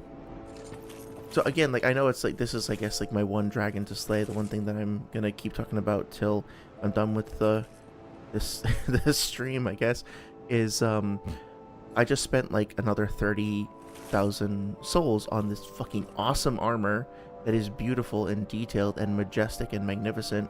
Makes my character look fucking cool. And can you imagine if I was just like, you know, I'm gonna go buy a fucking, I'm gonna spend it all on life gems that'll just burn through, like renewable resources that I'll just not care about. Like, what a waste that would be, right?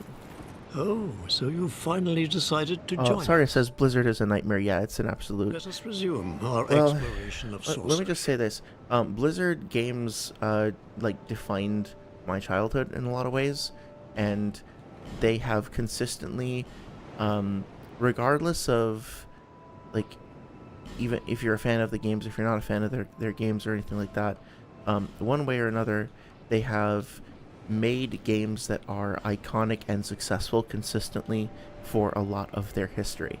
And even stuff that I don't particularly... The forces are met.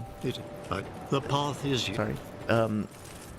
Even some stuff that I don't particularly vibe with, like Hearthstone, was such an insane success, and it like revitalized a particular niche of game and stuff like that. Diablo is an iconic franchise. StarCraft is an iconic franchise. Excuse me. World of Warcraft. Not a big fan of it. Not a big fan of the way that it's changed over the years and lost its identity, but still, like, fucking iconic, right? Classic, as Lil B would say. Classic. You've been Warcraft. Wow. Classic. StarCraft. Classic.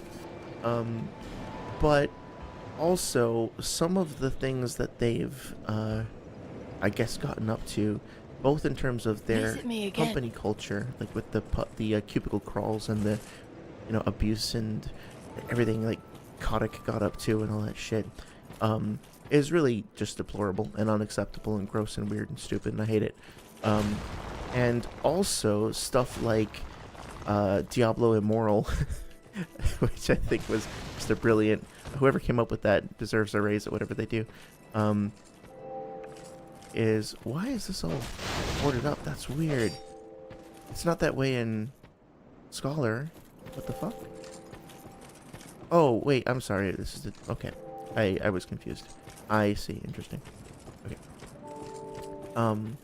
Yeah, like Diablo Immortal, basically fleecing people for hundreds of thousands of dollars. Is really, really weird.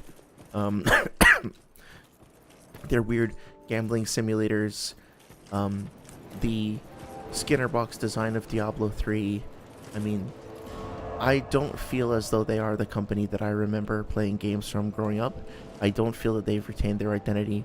I don't think that their culture has been overall a positive influence, and like the stories that have come out of there are pretty just embarrassing, you know, for our industry in general.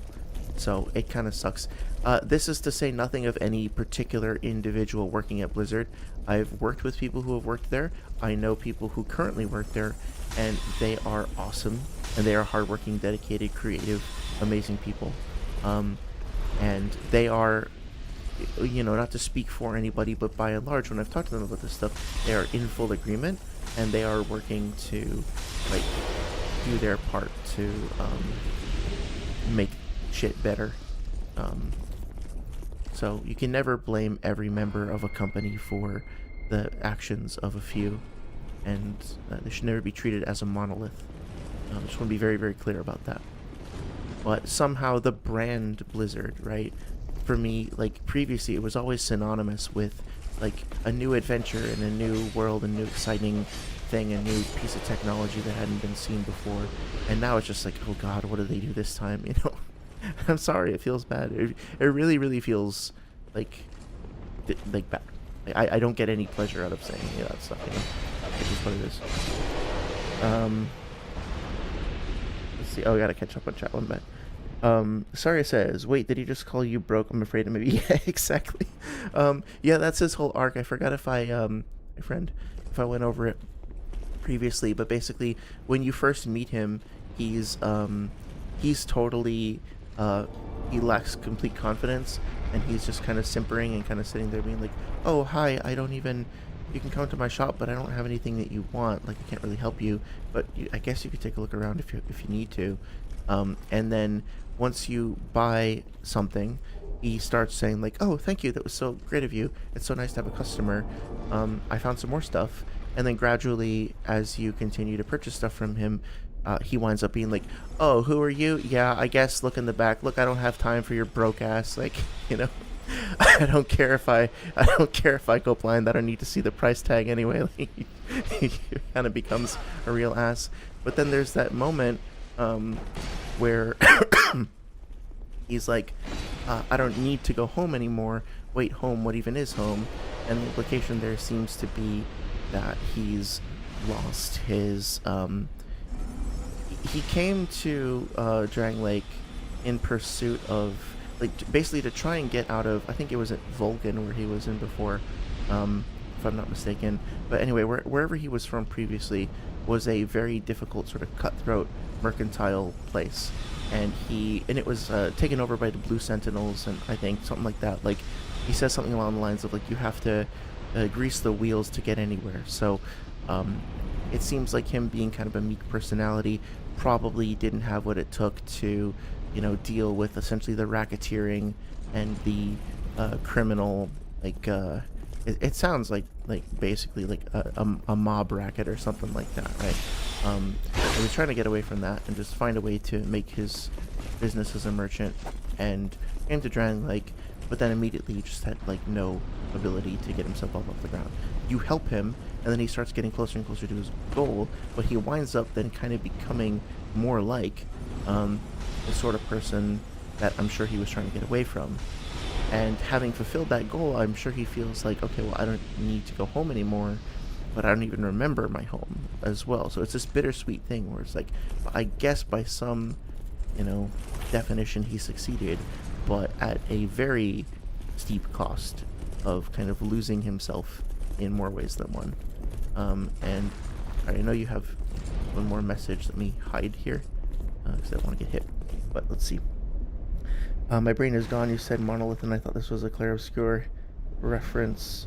Yeah, no problem, no worries. I'm not. No, I can't remember what I said. Monolith. Oh yeah, all the people being a monolith. Yeah. I just want to be very careful because it's all too easy to just like blame everyone, like to treat every member of a group as responsible for the decisions of part of that group, and that's not fair and it's not accurate. And even just talking about like the games industry myself, there have been games that I've worked on. Okay, so like the one game that I know I can talk about because I worked on it in such a small capacity was Fortnite. I had a good time working on Fortnite. I worked with good people. I had a lot of fun. I think the people that I worked with also are really smart and talented, and I learned a lot from them, and I would happily work with them again.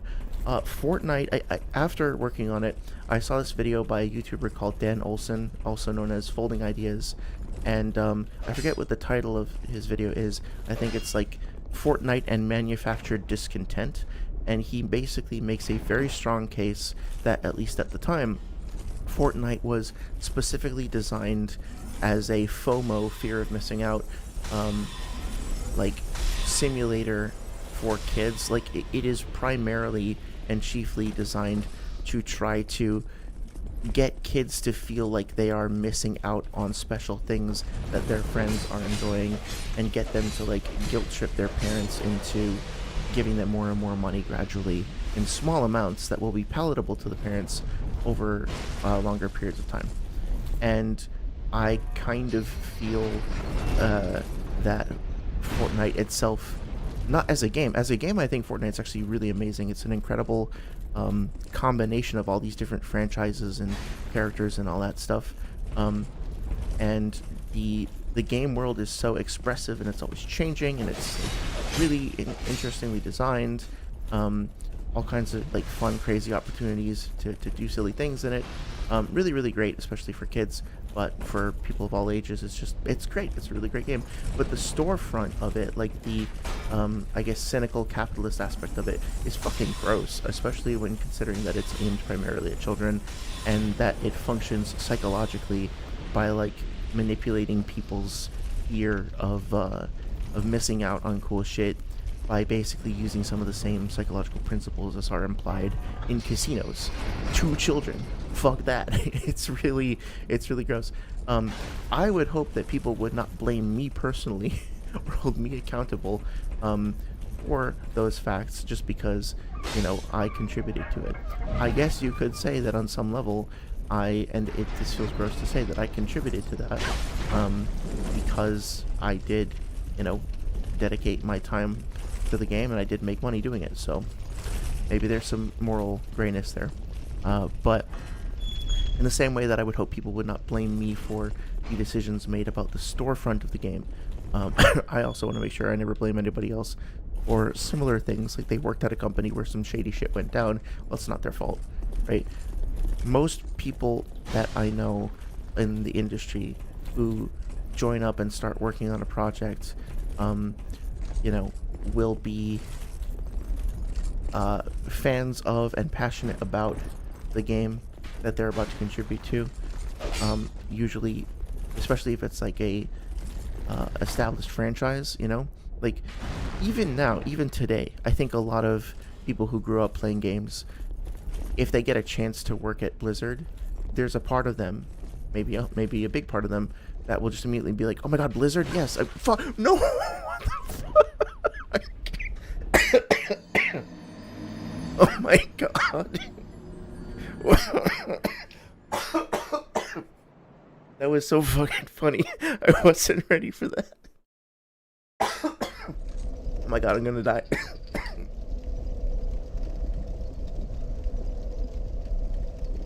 I spent all that fucking time lining up that jump, trying so hard not to fall in, being so careful and picking off the enemies one by one, and then I just get fucking 360 no scoped, knocked into the lava like a chump. Oh my god, that was so good. Okay, I'm gonna take a minute here and read some chat before I go back in. Let's see. Oh, I missed a message from you earlier. Sorry. He basically is saying, "You're my favorite customer, Johnny." He gets to say hello, doggy. Yes, I love that reference. Like, I'm the bearer of the curse, and this is my favorite shop in Majula.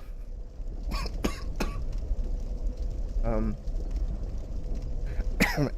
actually gonna joke. What the fuck? Zarya then says, Fortnite is FOMO. Me, who struggled to fight playing the game because I wanted to play as Korra, and now I'll never be able to play as her.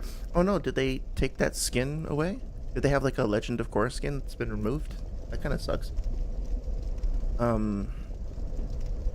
Yeah, I mean, I gotta admit, when they had the Dragon Ball event, I played some, and picking up a Kamehameha and flying around on the Nimbus, the Quinto Un, super fun. And then going from that to then using like a grappling hook to pull yourself around the map, and then they had those little spheres from the modern Jurassic Park movies that you could roll around in, on a big roller coaster. There's all these mini games. There's the environmental destruction aspect of it. It's really fucking cool. It's a lot of fun. I think it's a really great game. I'm gonna just take 1 second to check the stream here while I continue packing up along, apparently.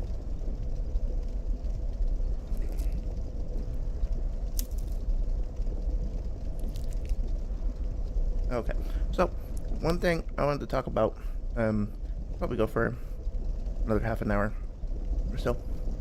Oh hey, Chaotic Good to see ya. How's your week going? Thank you so much for stopping by.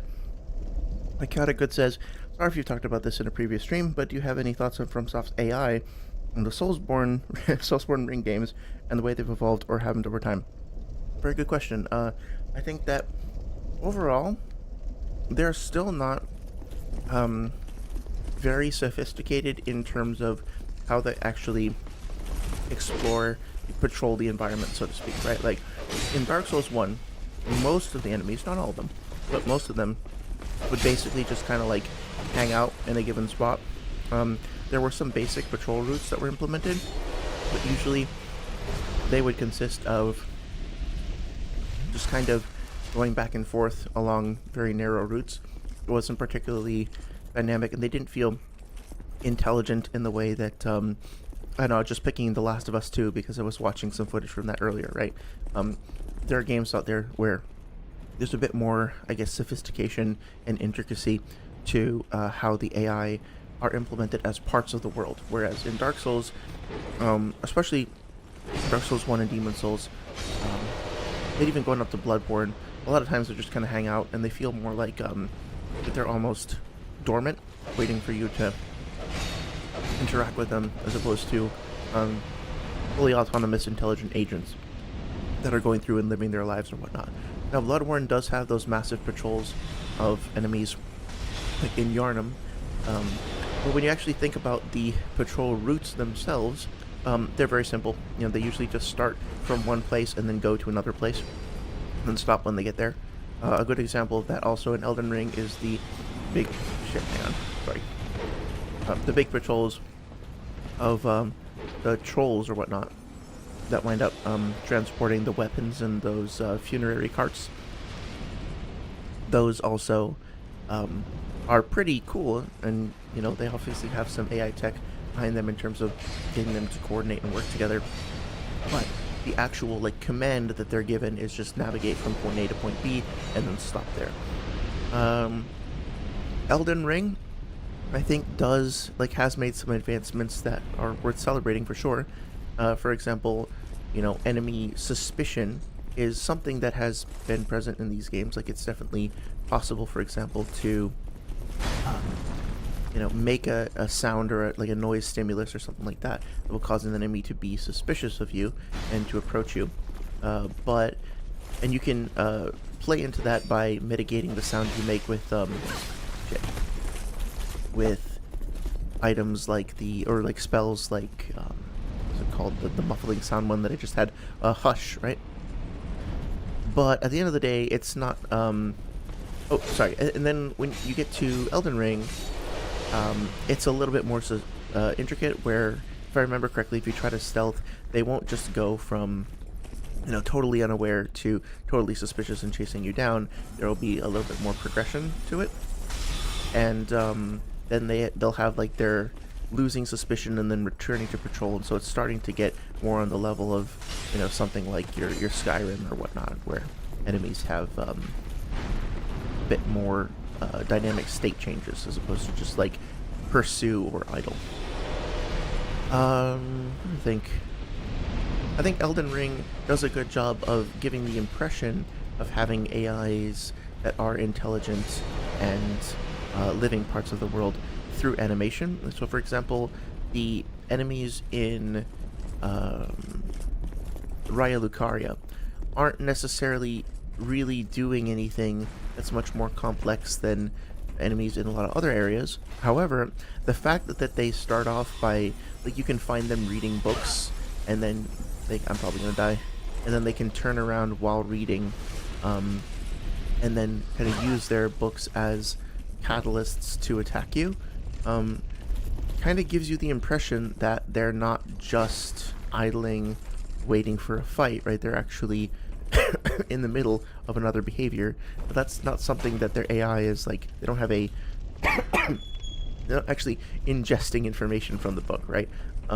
That's not actually changing anything in their behavior tree. It's just an animation with a like prop that they're holding for context. But the storytelling and the implication of what is going on with that character is, I think, brought to life more, if that makes sense, by that additional context. Hopefully that made some sense.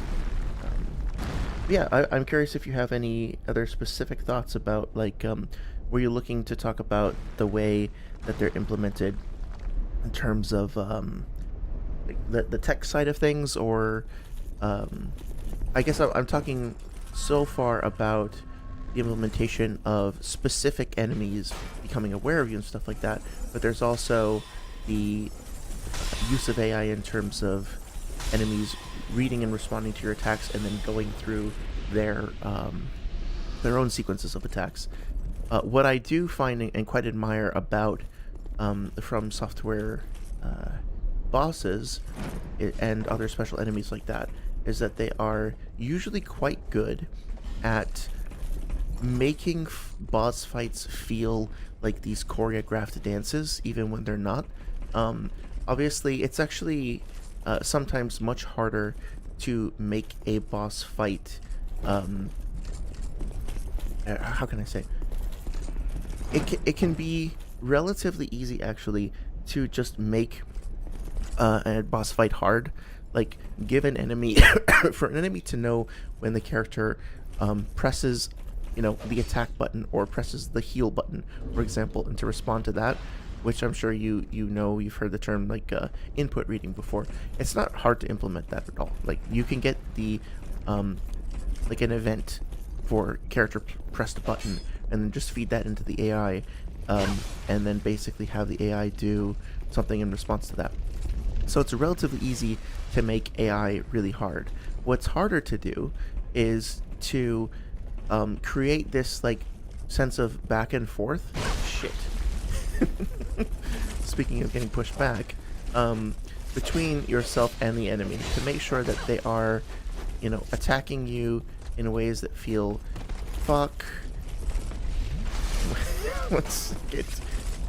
in ways that feel fair and balanced, that are timed correctly, that are feel like they're choosing from an ability set that is like meaningfully crafted and stuff like that.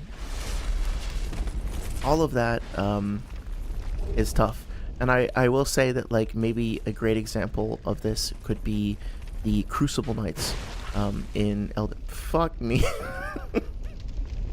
This is basically just me being an idiot and getting punished for it. But the Crucible Knights in Elden Ring, they have a pretty intricate moveset, and they're pretty much constantly, they're always doing something, right? They're always performing a certain attack or preparing for something. They're always moving. They're very, very dynamic. But they always seem to be flowing between attacks and motions and stuff that are I guess like intimidating or like pose a real actual threat to you, but also give you enough time to breathe. They don't feel like they're stagnating. They don't feel like they're getting too spammy or too annoying. It all feels like this like a dance. It all feels like something that's been deliberately crafted, and one in which like you can either lead the dance yourself or follow, depending on how you decide to engage with it. And that's really hard, to make attacks feel special, to make the way that they flow together feel natural, and to make your like the hits that you score feel earned, to make it not feel too frustrating. That's really tough, and it requires a lot of sort of connected work between animators, AI designers, combat designers, sound designers. Like everybody has to kind of work together to pull that shit off. So hopefully that answered your question a little bit. I will try to catch up on chat 1 sec. Come on. Tech is giving me a rough time tonight. Trying to catch up, sorry. Alright, Saria says, I remember when Kingdom Hearts 3 was coming out, and when I wanted to make the Heartless so intelligent that they'd learn to adapt to spamming or mashing. This didn't happen, but when gaming gets there. Yeah, that's tough to do. But I think we're there. I think modern game engines can support this. I think I can see the behavior tree in Unreal Engine, which is the one I'm most familiar with, being able to do that. Basically, you just need some way of registering player input. That's the tough part. Figuring out how to take an arbitrary stream of commands from a player and then decide, okay, we're going to recognize this behavior as we're gonna recognize this as being a spam, right? Now, for certain things, like just if I were to spam the roll button over and over again, that'd be pretty easy. But you have to keep in mind all the other things that the player could be doing while they're randomly button mashing on the controller, and filter out that unwanted noise and just being like, okay, we only care about the fact that they're spamming the B button or whatever. Now with AI, I'm no expert on like machine learning and all that, but I feel like given everything else that you know, whoa, hi friend, 1 second, sorry. Everything else that AI can do currently and how quickly it's growing, I don't think that would be out of the ordinary or like out of order either. I think that's totally doable. Oh shit, more range guys. I'm gonna have to pop a radiant. I know that there's a couple more messages, sorry, I'll get to them in just a second. I'm trying to get to the bonfire. Whoa, that was cool. You kind of dash back and then went forward. So that's a good example, right? Like, I felt like that was a pretty intelligent sequence of things that just happened there. So, just to kind of review, I was back here, there was an enemy who saw me, he saw that I was at a distance, and he started firing arrows at me, which is an intelligent thing to do, especially since I think they're probably able to detect that I was across the bridge. So basically, the way that enemies tend to maneuver around in games is that there is something called a nav mesh, a navigation mesh, which is just a series of dots essentially connected by lines that are drawn invisibly over all of the ground in the game that things can move over. And so if an enemy sees that he's on like this part of the nav mesh and I'm on that part of the nav mesh and there's no connection between our two spots, it's relatively easy to determine that, like, okay, this player is inaccessible to me, and so I'll now switch to range behavior. Then immediately once I jumped over to him, he was like, okay, I need to now he's in range, and so I can now switch to my melee behavior, which would be my primary behavior. But I'm in this narrow area, and so rather than like simply just stay here, he jumps back, waits for me to come out a little bit, and then dashes forward. He doesn't use a slash, right? Because slashes can actually bounce off of walls and shit. See that? And I think that applies to enemies too. So instead, his AI behavior tree chooses a like forward spear thrust sort of attack. So he backpedals to gain some distance and then thrusts forward, which is really cool. And then as I'm coming out, rather than staying in place, he actually starts pivoting, like strafing to the side, waiting for another opportunity to decide, okay, should I slash and should I stab? Now, that's my interpretation. I'm not 100% sure what went on under the hood. But to me, that feels like a successful implementation of AI intelligence. I felt for a brief moment that the enemy I was fighting was actively reading what I was doing, learning and responding to what I was doing, and like providing me with a meaningful tactical challenge that was changing and adapting to my inputs. Not just my inputs, not just my button presses, but my behavior, my positioning, and my, I guess, like functioning in the world itself. So I was actually really impressed by that. Chaotic Good says, I get the feeling that they really wanted to supercharge their AI with Elden Ring, as far as enemies traversing the whole map autonomously and whatnot, but they ran out of time to implement it all. Yeah, I think that's probably a good assessment.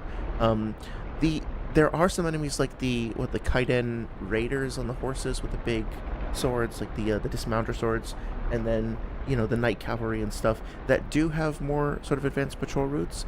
I'm trying to think if there are others.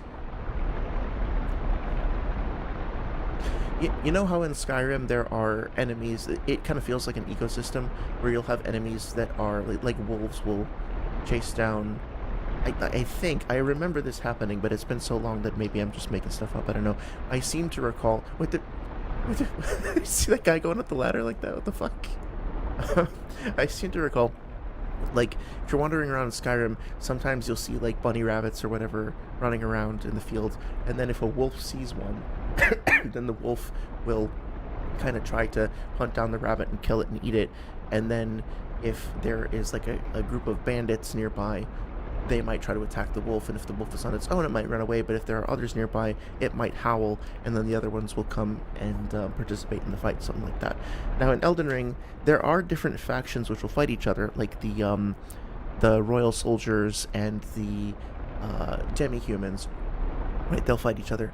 And there are also, what are they called? The Misbegotten will also fight some of the humans as well. But that all kind of feels like they just put two hostile factions in a spot and waited for them to bump into each other, as opposed to there being this ecosystem where autonomous agents were running around and then making decisions, so to speak.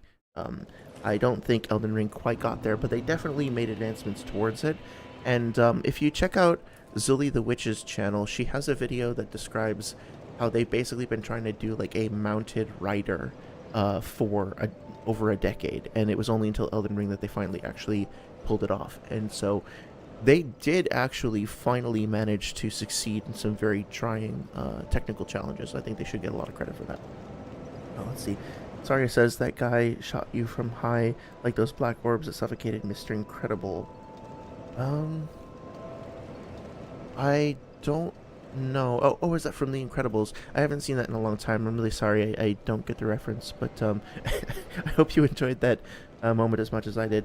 That was a lot of fun. One of the few times. See, that was, I forget who it was. Was it H. Bomber guy who said, like, dying isn't fun? Like, bullshit. Dying can be a lot of fun. You just gotta, have it happen in the right way. Chaotic Good says, yeah, the complexity of boss design is insane. Yeah, absolutely. The amount of balancing and timing is mind-boggling. Yeah, I have a lot of respect for the effort that went into that. It's almost too much, I think, in certain cases. Like, I admit, I adored the DLC for the most part, Shadow of the Erdtree, but when I got to Relana, I was just kind of like, I took a break. I think I kind of put down the controller for the day because I was like, I kind of feel that I feel bad that I skipped that dialogue, but oh well. I was like, I don't know if I can do this, man. Like, I know I can probably beat her eventually if I really focus up and learn the attacks and everything, but this is gonna take hours just to memorize all of her attacks. And sometimes that's okay. Like, I went from, in Sekiro, I went from fighting the Demon of Hatred to Ishin, and both of those took multiple hours and required a lot of study and practice, so to speak, and they were very fun and rewarding when I managed to beat them.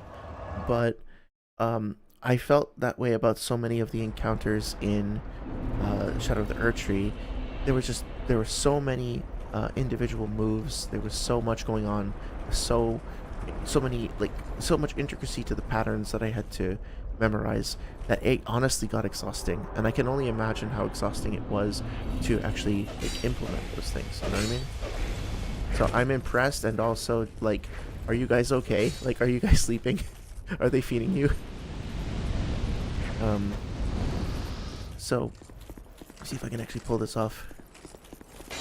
I do kind of wish, I'm pretty sure, yeah, on, in Elden Ring, they definitely have, like, crossbows, or ballistae, rather, but weird thing is, oh shit, that's close. That's a cool weapon though, what the hell? They definitely have like ballistas, whatever, in, wow, wait, hang on, I'm sorry, what is, I'm getting absolutely demolished. Okay, I'm just, let's see. I was a little disappointed that we couldn't, at least I couldn't figure out how to use them meaningfully. I think there was that one on the bridge or whatever.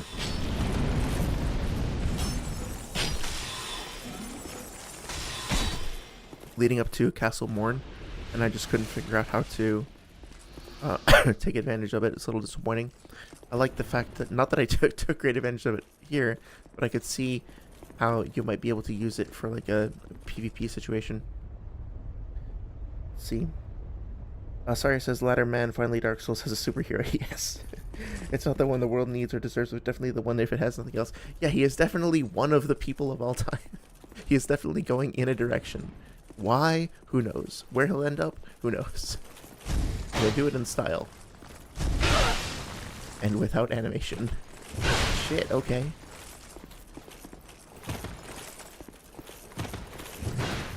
So I don't know if it's just my build, and the way that enemies here are pressing me or whatever, but I will say I feel like overall, the combat encounters here have been more challenging. I like the way that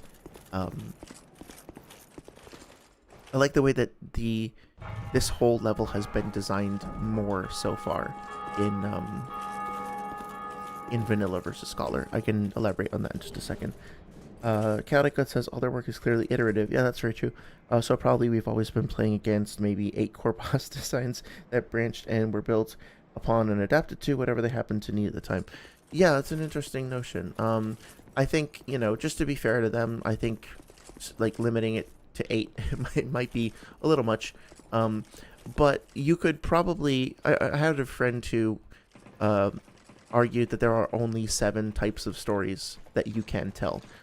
Like I could name any movie or video game or book or whatever, and he could be like, it fits into one of these 7 categories. So in all likelihood, you could probably do something like that. But I guess what I would say is that you're absolutely right. They're an iterative studio. They like to continue to refine and polish ideas, or like to test them out. They also are more than willing to experiment as well. Not that I don't think you were implying that they don't do that. But it does, I guess, my knee-jerk reaction to what you said is that over time, they will keep a few core things that will usually not change very much, whether that's, I don't know, putting patches in every fucking game, or keeping the core elements of like a regenerating stamina bar and a health bar and stuff like that. But then they'll experiment with certain other things and see, be willing to kind of mix it up in that regard. I will say these little fuckers with the bows are really giving me a hard time. Which I like, actually. I mean, like, I'm not playing efficiently. I'm sure I'm not gonna, like, win any awards or whatever for my elite strats here. But, I like the fact that, you know, I'm being pressured, and the ways in which I'm being pressured are kind of interesting. I can't just rely on my, like, on spamming my spells, because if I'm not careful, they will actually outpace me with, yeah, like that. And even though they're small, they're very dangerous and could totally, like, ruin me. Here's a good example of what I was talking about before, Saria. Where I could just keep on spamming my spells. You know, it's clearly doing damage to them. It's clearly functional. But also, I am really getting punished for it because even my quickest spell, my most nimble and most precise spell, can't keep up with their bow. So I'm just going to keep on taking damage as long as I do that. So it's actually much more reasonable for me to find an opening to then dash in and try and get at them with melee. If I don't have a melee option, but that being said, like, there's big bulky melee guys in there. If I don't have some spells, those guys can probably pressure me and make my life difficult as well. So yeah, variety and flexibility, I think, is the way the game is intended to be played. Cataquit says, not saying that in a bad way. Yeah, no, I didn't get that impression, but I appreciate you clarifying. It's very cool that they're constantly trying to improve everything they do by learning about what they've done previously. Yeah, absolutely. No, I was talking to a friend... Oh, nice. I was talking to a friend about this recently, where... so I'm a bit of a nerd for audio-related things, and I... Cool. One second. Really glad we... So, I will actually say that... I like this one. That it's a little unfortunate that such great items were placed behind such an easy-to-miss chest. On the one hand, I think that having items that are, you know, precious and rare and special and important narratively and diegetically being hidden behind, you know, difficult to find, like being well hidden, essentially, requiring a challenge of the player to be able to locate and access makes sense, because otherwise, like, how are you going to actually sell the idea that they are special and important, really, unless you're willing to try to demonstrate that in some sort of a natural way. But also, I never would have found that unless somebody had left that message, and those items are really cool and special, and I am kind of not a huge fan of the fact that there is not a better, a more fair, like, tell. So, Saria, I'd be curious if you agree with this. My impression of the Metroid games is that, you know, there are obviously a lot of, you know, hidden, like, secret walls and stuff like that in some of the Metroid games. At least I remember that being the case, especially in the earlier games. But I always feel like when I come across, like, a hidden wall or something like that you can shoot down to find a secret, I always feel like there's just something a little off about it. You know, there's something a little suspicious, and sometimes I can't even describe it. Like, I don't even know how to phrase it. But I'll just be looking at a wall and be like, something doesn't seem right. Maybe something doesn't line up on the map correctly, or the texture's a little off, or just feels funny. And they do a really good job of making these apparently, like, arcane and obscure things actually make sense and just kind of, I don't know. Once you find your first one, then you start to get an even greater sense of what to look out for in the future, if that makes any sense at all. I don't think that they did that here. I think that the vast majority of the illusory walls, so to speak, are kind of unfair, and I wind up missing out on so many cool things without being online, and I don't know if I'm just, like, being thick-headed or something, but yeah, I don't think that that's something... Excuse me, Jesus. That's something I don't particularly like about the game. Saria says, why are these guys so shadowy, by the way? Oh, yeah, so I think it's because... Like, I'm not 100% sure, not gonna lie, but I think it's because... Bad. No, worse. Okay. Basically because they are... spirits. They are being summoned in by their association with the Belfry Covenant, or the Bellkeeper Covenant, to protect the given area that they're in. So they're not, like, fully material. They're not fully real, I guess. They're real. They're just sort of like ghosts is the lazy answer, I guess. Chaotic Good says, yeah, the 8 I threw out was totally arbitrary. Yeah, okay, no problem. Rather than trying to call them lazy, which I would never dare do.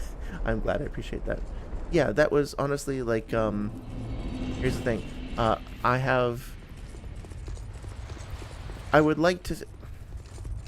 I guess this isn't technically true because I'm a game developer and I have been lazy at times, and I have known some people like.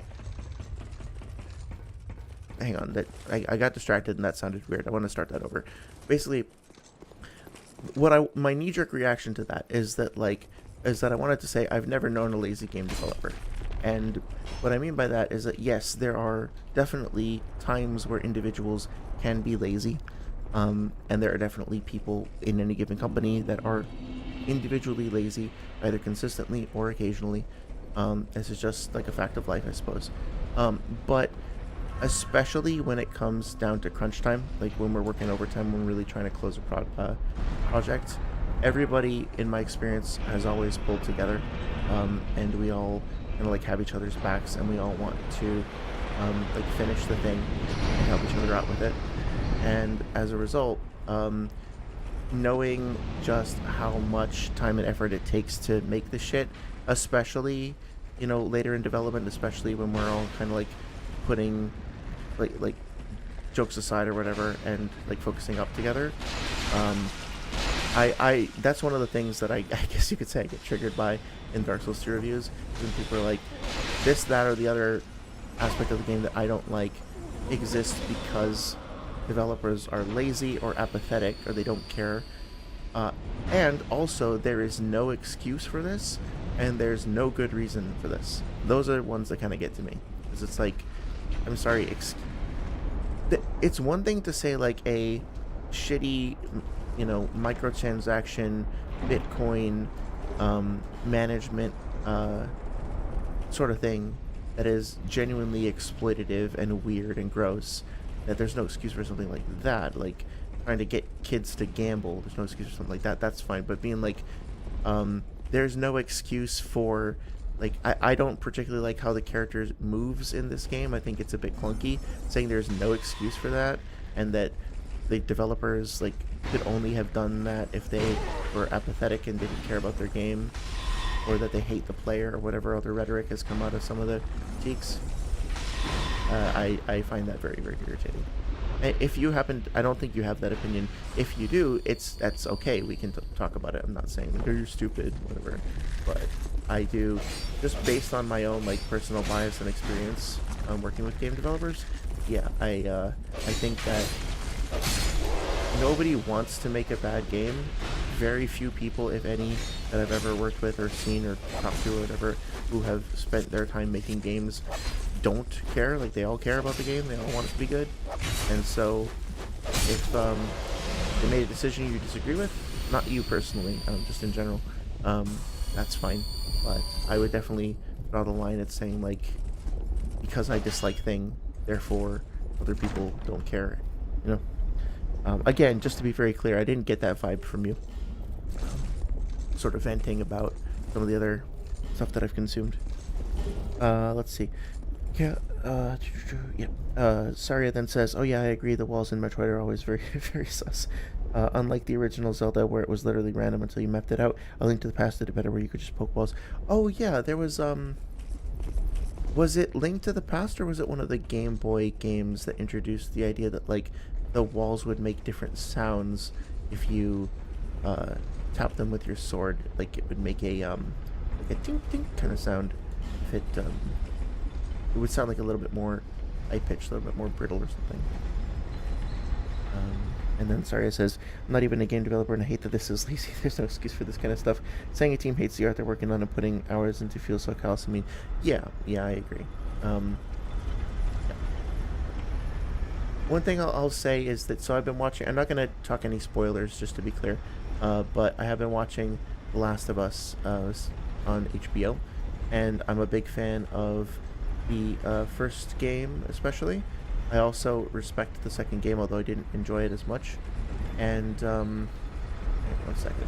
Oh, shit. I gotta focus 1 second. That is not what I wanted to do. That works anyway. Hooray.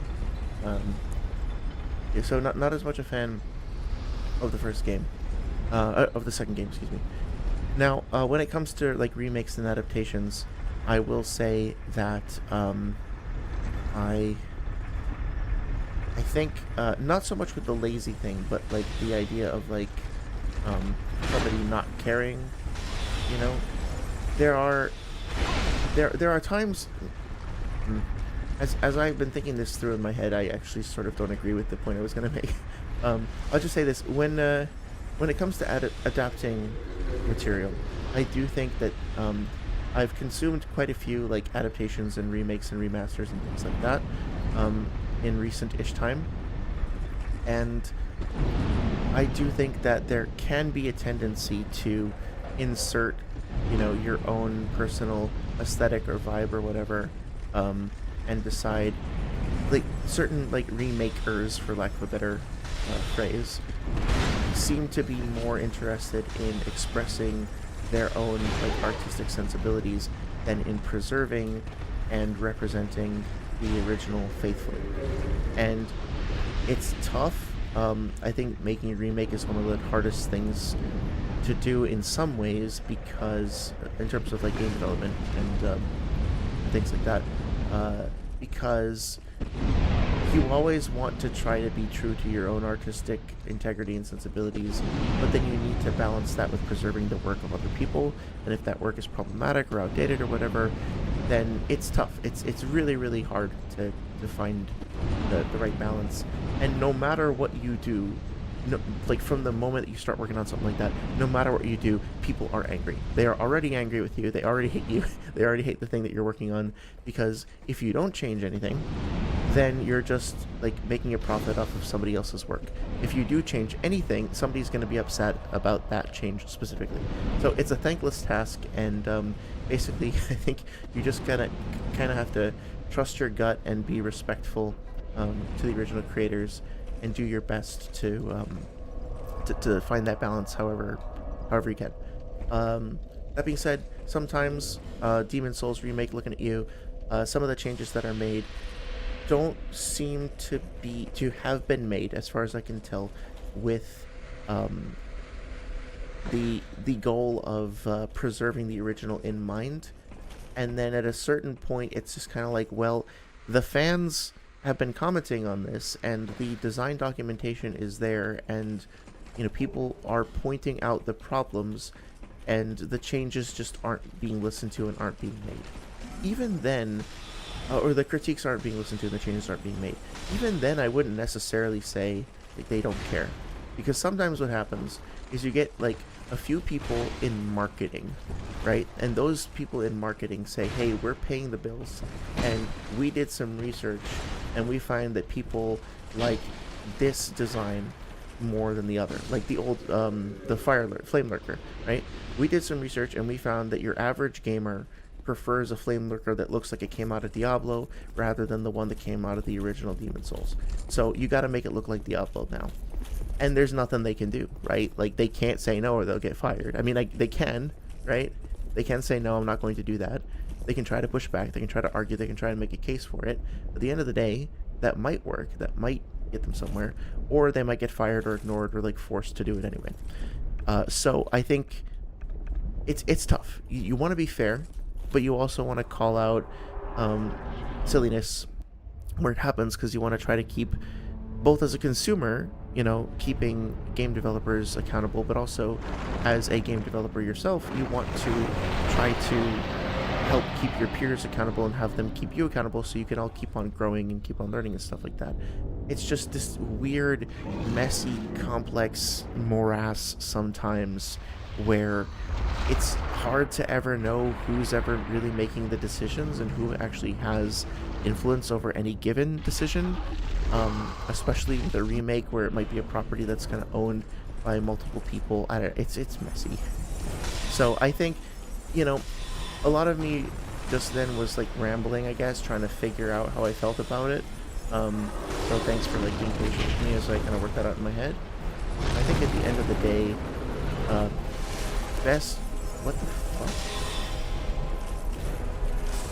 What just happened there? I thought I healed? I guess not. Sorry. I guess probably, for fuck's sake. Well, I'm not doing well. I guess at the end of the day, like, the best policy is just to give people the benefit of the doubt. You know, just don't assume malicious intent on any individual person. Try to assume, and this will 99% of the time, this will wind up being the case. Assume that that people want to make a good thing, and they want that thing to be enjoyable and shared by other folks in an enjoyable way. So.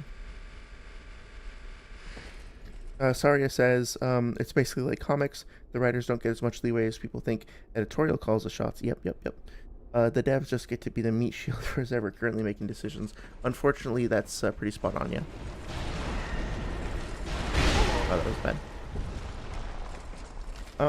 Yeah, so I guess I'll be wrapping up the stream probably after I beat the boss, assuming perhaps somewhat arrogantly that I can do this quickly. But let's see.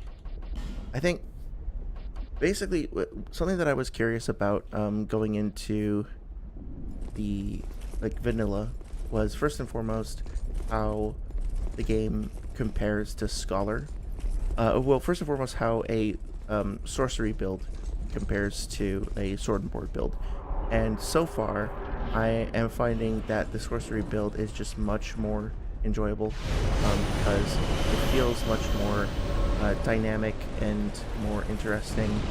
I guess feels like I have more options, and I feel like the game wants me to use those options. I'm actually going to see if I can benefit from poisoning him. It's probably a waste of time, but it'd be fun to try. I feel like I don't know if... yeah, so I'm doing a whole lot. Oh, fuck, okay.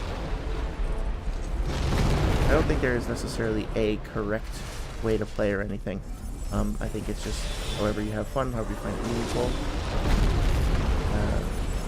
But I do think that, like, playing a more of a hybrid type character and using a variety of different options, to me, feels more rewarding and more fun. And it feels like the game was designed to support that. And that maybe if you don't avail yourselves of those options, that you are missing out on what the game has to offer. I might even go so far as to say, like, it's sort of weird to critique the game if you don't, you're not willing to try to see a variety of what it has to offer. Oh no! What the? I didn't know he could pick me up like that. That was cool. I will say that overall, experience of Iron Keep has been more favorable in vanilla as well. I feel like there were fewer enemies there, and the enemies were placed. There was more of a balance between the melee enemies versus the ranged enemies. Like, technically, all of them can do melee and range attacks, but specifically, there were enemies that were in Scholar. I felt like I was constantly getting mobbed, like just rushed at over and over and over again. Was totally overwhelmed. Here I felt like there was a nice balance between enemies that were sort of slowly trying to snipe me from a distance versus those that were trying to come up closer to me. They were further spaced apart, so it felt more like I was paying attention to my surroundings, and I was trying to sort of carefully pick through, who to engage with at what time. I never felt like I was totally being ganked by, like, all of these totally overwhelming forces. And like, if I just paced myself, I could do quite well. I didn't overly rely on sniping either. Like, I didn't have to pull out a bow and try to go for headshots. I didn't even use, I don't recall using my sniping spells that extensively either. I think I used a mixture of different things, including melee. And so, at the end of the day, I do think that there is something... I have to go back and watch the footage again, but I remember really struggling for, like, pretty much an entire stream on Iron Keep in Scholar, and not so much here. And I guess you could say it was just my build was different with the spells and stuff like that, but I don't think so. I think that was part of it, because I think, having, at the time, I think I tried like lightning on the club as opposed to the magic damage, which I think those heavily armored enemies are just weak to magic in general. So I think that probably helped. But I don't know, something about the whole encounter just felt like way more reasonable. It was still hard, like if I wasn't paying attention, if I just rushed in there and was silly about it, then I feel like I would have gotten demolished, and like I did.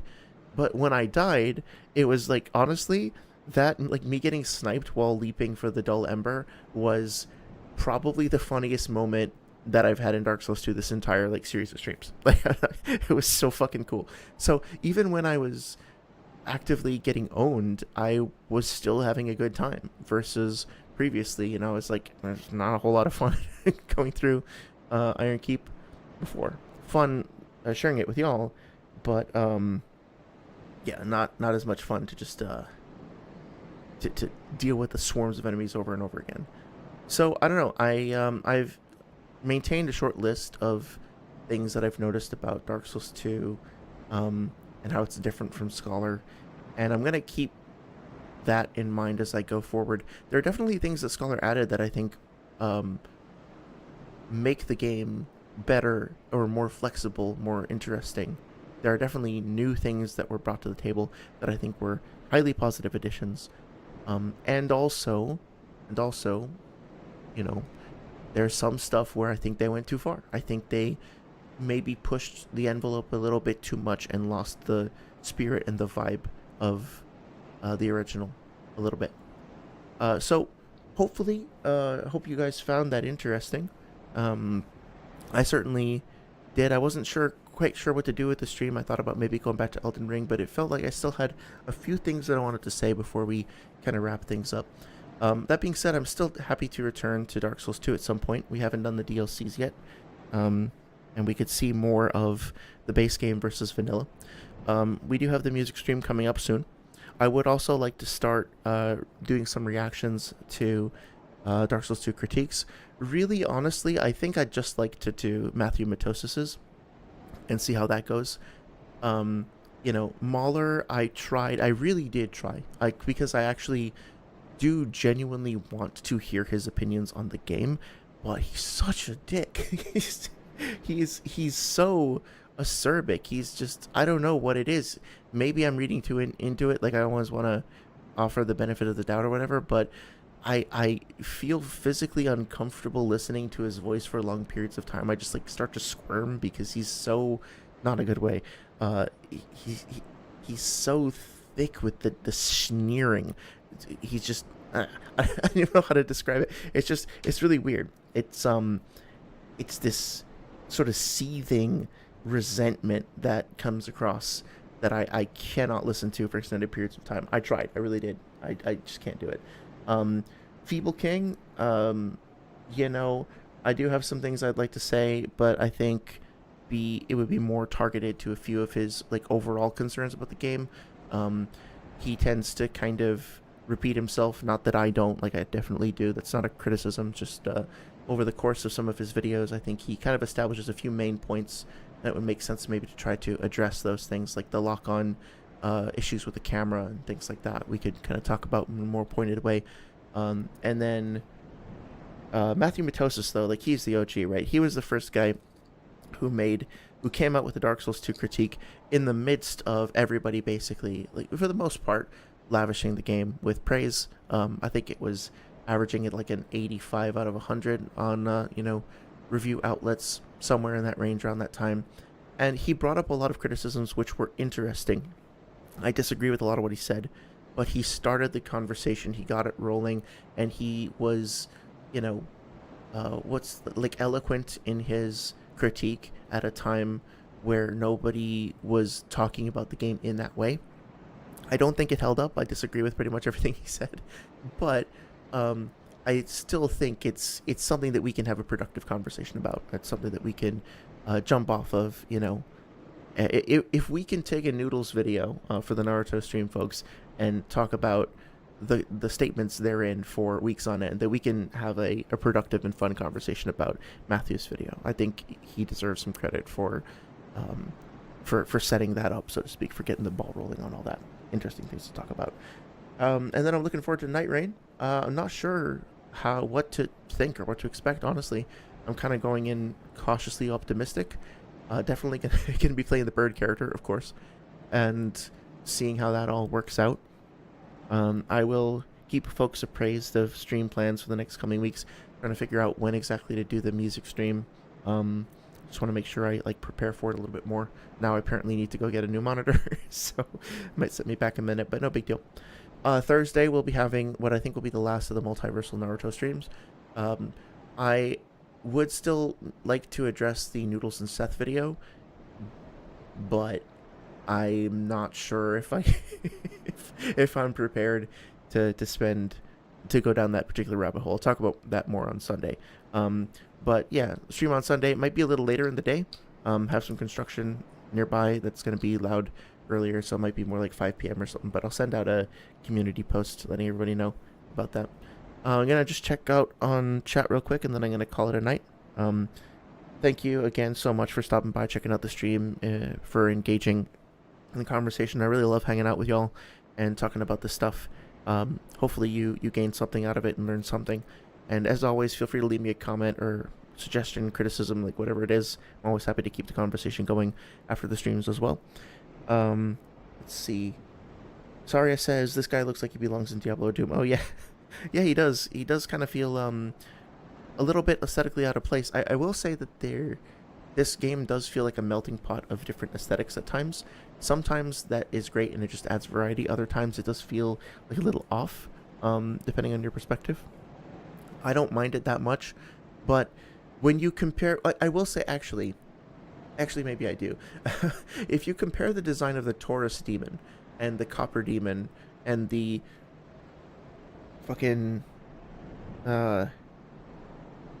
Stray demon, no, like the Asylum demon, like all of those, the demonic creatures in Dark Souls 1 feel like they're part of this unique race of creatures that were like obviously inspired by other things, but still part of their own unique like species, I guess, that were created for this particular series. Old Iron King is just kind of like a lava demon, I guess, from like a video game. Now, just saying that out loud feels a little disrespectful and snide towards the designers who made it, because there's a lot going on there. There's a lot of really interesting, like the animations are cool, the attacks are cool, the environmental hazards are cool. The boss itself is more of a like moving environmental hazard. It's more of like a positioning challenge than a straight up combat challenge. It's kind of both, but it's more leaning towards the former. And a lot of great texture work and lighting work and animation work that went into building that thing. Just being as totally blunt as possible and talking about the aesthetics alone, yeah, it looks like it comes from a different franchise. It doesn't feel like a Demon Ruins demon. Now, the Demon Ruins don't actually show up literally in this game, so you could say, okay, well, we don't have to do that exact design anymore. Sure, I'd agree with that. But something a little special, a little weird, a little soulsy, just to kind of differentiate it a bit. The gargoyles, for example, they look like gargoyles, but Dark Souls like takes liberties with it and makes them feel like Dark Souls gargoyles, So it could have done something like that. The dragon god in Demon Souls, right? It's obviously inspired by other things, but it looks like its own fucking weird Demon Souls thing. The Adjudicator, as a great example, was something that's just like crazy and weird. Might have been inspired by something, I don't know. Could be a direct asset, but no, it's not. It's not. But yeah, so I all this just to say that I agree with you, and I think I have a friend who I've chatted with extensively about this game, and I'm guessing if he sees this stream that he'll probably wind up agreeing with me on that as well. Let's see.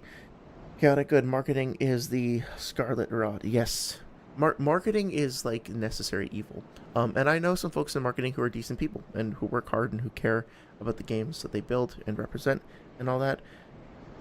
And also, like, I guess it's different if you have like a marketing person who's embedded with the team and works directly with you and like understands you as a team and understands the art you're making, versus if you have like marketing reps that get sent to you like from the overlords at the publishing company and just like tell you what you are doing this quarter or whatever, Yeah, it's it's necessary though, like, because if somebody doesn't promote the game, it's gonna be really hard to reach a wide audience, and ideally that's what we like. I mean, there's no specific number that I think, I don't know, like the developers that I work with, like colleagues of mine, we don't sit around being like, okay, if the game sells 500,000 copies, then we'll have truly made good art. Like, we don't really care about that. We want more people to play it because we like the idea of sharing the stuff that we make with people. But there's no specific number. We can't quantify success like that, right? It's more about just having more access to get more people in on the conversation and to share the experience. But even if you want that for like, oh, such lofty, such artsy-fartsy sort of goals, right? It costs money to achieve those goals. Somebody's got to get out there and be the asshole and like spend money on billboards and like even Portal 2, right? Like Portal 2 had like ads on the sides of buses, and maybe they had a Super Bowl ad or something. I don't know. They spent shit zillions of dollars just marketing that game, and it was very successful, partially because some asshole was out there being like, yo, you need to stop working on the game, stop adding features. You need to take a picture of this level and put it on a fucking bus in Boston, in New York, in Seattle. Like, we need to go now, right? Sometimes you need people to do that. But I think it works best when they recognize that they're part of an artistic process, and on the other hand, that we as developers remember that we're also part of a commercial process, and we combine our forces as opposed to just like constantly playing this fucking game of tug of war on every project. I swear to God. Anyway, okay. Saria says, I'd be interested in seeing your reactions to critiques, though not if the person you watch is going to cause any discomfort. Yeah, thank you. That's very sweet of you to say. I appreciate that. Yeah, I think so. Matthew, I disagree with a lot of what he says, but he's a smart guy. He's one of his video game critiques actually permanently and positively changed the way I talk about games. His video about Tetris, he makes the claim that Tetris is a perfect game, and I kind of agree with him. So he's the sort of person where, even though I disagree with everything he says in that video, exaggerating a little, I think if we were to sit down, at a coffee shop or something and just talk about games for a few hours, I feel like we'd have a great conversation. I think it would be a lot of fun. I hope he would feel the same way. And then, as regards to Feeble King, I think he brings up some interesting points that are worth talking about. He's just sort of like in his more recent videos, like on Dragon Age, he's voiced some very unfortunate perspectives on gender and sexuality, sex identification. Not sure what the right term is, but basically not good things to say.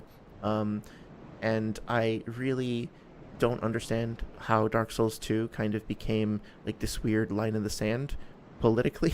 Like, I talked about this before, but for some reason, quite a few people who identify as Dark Souls 2 supporters tend to be more left-leaning, or at the very least, like LGBT plus supportive.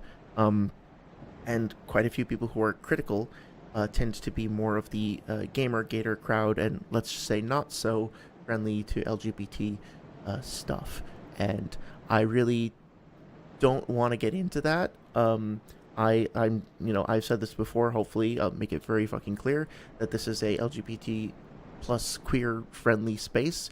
I'm queer myself, and I hope everybody here feels welcome and accepted in that regard. You are valid, and that goes without compromise. But I don't want to use a video game as like a stage, like a game like this, especially that's close to my heart, as a weird sort of staging ground for a larger social, like, culture war thing. I don't understand why people pick this game to do it. I mean, I think I do, but I don't want to get into that right now. It's weird.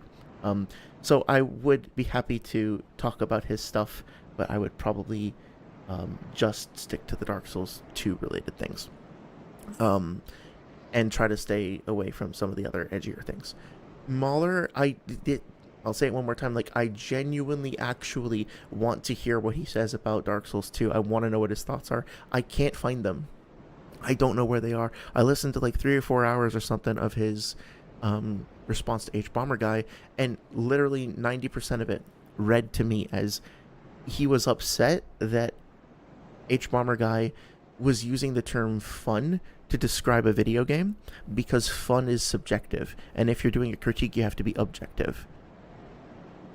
like I'm not, I'm not even bullshitting. Like I stopped listening to it because every time, and this was a lot, like every time H Bomber Guy would say fun or enjoy or something like that or fulfilling, Mahler would go on like a 5-minute rant about how that term is not an objective term and therefore it's irrelevant to a video about a video game.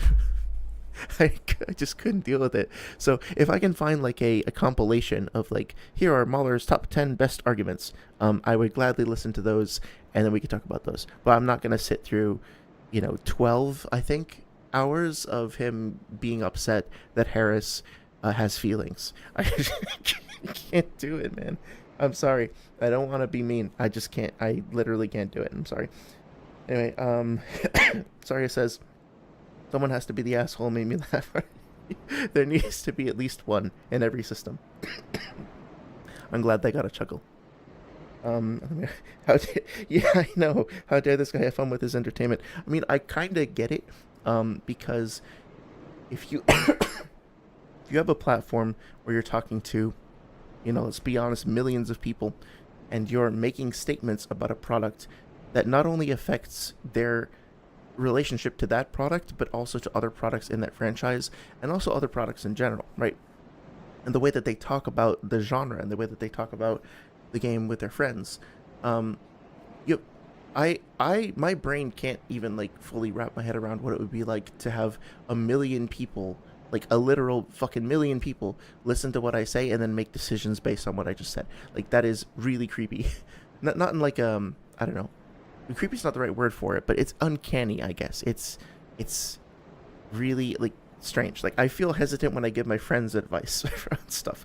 And so I think Mahler's concern nominally is the idea that if you're acting as a representation of games journalism, so to speak, you're swaying the market, you're swaying consumers. You need to be as precise as possible so as not to mislead them. And I can respect that, but the reality of the matter is that when you're talking about video games, you're gonna almost certainly talk about fun. Or at the very least, you're gonna talk about the emotional experience that the game elicited in you. And this is true of like the vast majority of games journalists. And he's very confused for some reason, I don't understand why, about the idea that like how can I phrase this?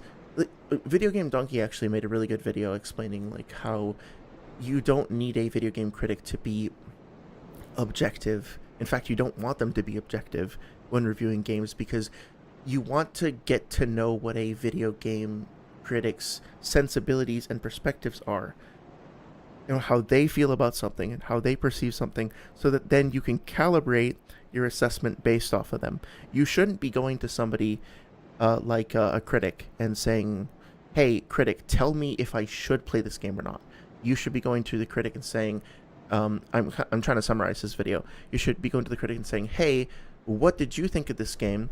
Oh, you liked it. Well, what kinds of games do you like and why? Oh, I see. So that game might be good for me or not because I like or don't like similar games. For example, I personally don't like games where you have too much openness and freedom, I guess. Like, not disrespecting Breath of the Wild, but not Breath of the Wild, Tears of the Kingdom, right? I have nothing really negative to say about the design of Tears of the Kingdom or anything like that. But I won't buy it because I saw Video Game Donkey playing it, and all of his gameplay was just like building crazy contraptions and weird vehicles and strange Rube Goldberg machines. And then he went on to say, this game is amazing, it's a masterpiece, and you should definitely get it, right? And I'm like, okay, I'm never playing that, because quite a few times in the past, he's recommended a game because it has like these emergent sandbox style properties, and I've picked it up and been like, oh, I hate this, right? I very quickly learned to differentiate between this thing is objectively good versus I, Video Game Donkey, like to play this because I like sandboxes. And that's actually become a useful thing. If he plays a game and it's a sandbox and he loves it because it's a sandbox, I know to avoid it because now I understand my relationship to his, experience. At some point on streams or in a video or something, I'm going to talk about the Outer Wilds. And that game is top 5 for sure. It's one of the best games ever made. No spoilers, I promise. Apart from the emotional reaction that it had on me. I guess that could be considered a spoiler. So feel free to dip out now if you don't want any remote discussion of Outer Wilds. I do think it is a game that is best played totally blind. So I wouldn't be offended if you dropped out now. But I cannot talk about Outer Wilds and why it is one of the best games of all time without describing how it emotionally destroyed me in a good way. Like, so much of what makes that game special is the profound emotional effect it had on me. And when I talk to other people about why they love the game, it's the same thing. Sure, there's a couple of people who are just like, oh yeah, I like the spacecraft and it's, the physics simulation was really good, but not mentioning the emotional stuff at all, it just doesn't make any fucking sense. And I just don't know how you could possibly talk about that game, or like that game where it's there's like Undertale, for example, right? Like, how do you have a discussion about Undertale without talking about the characters, or Omori, right?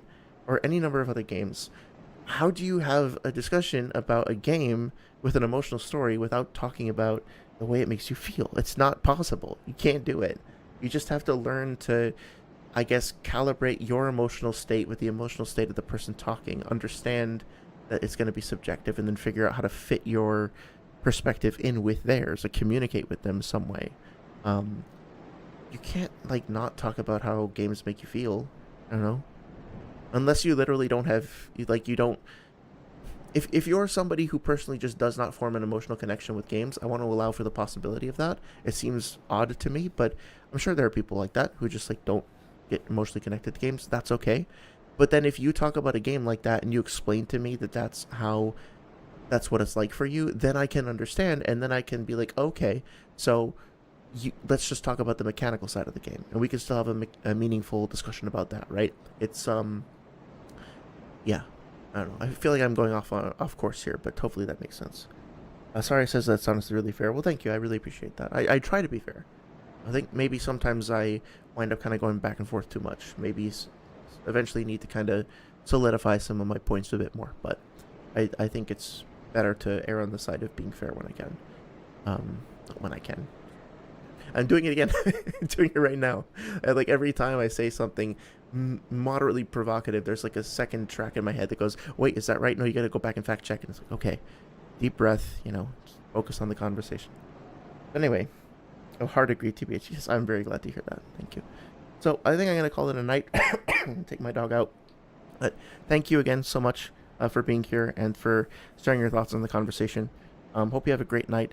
And good luck with the... I forgot if you already took the test or whatnot, but good luck studying. Good luck with everything. And the cows and everything. And have a good night.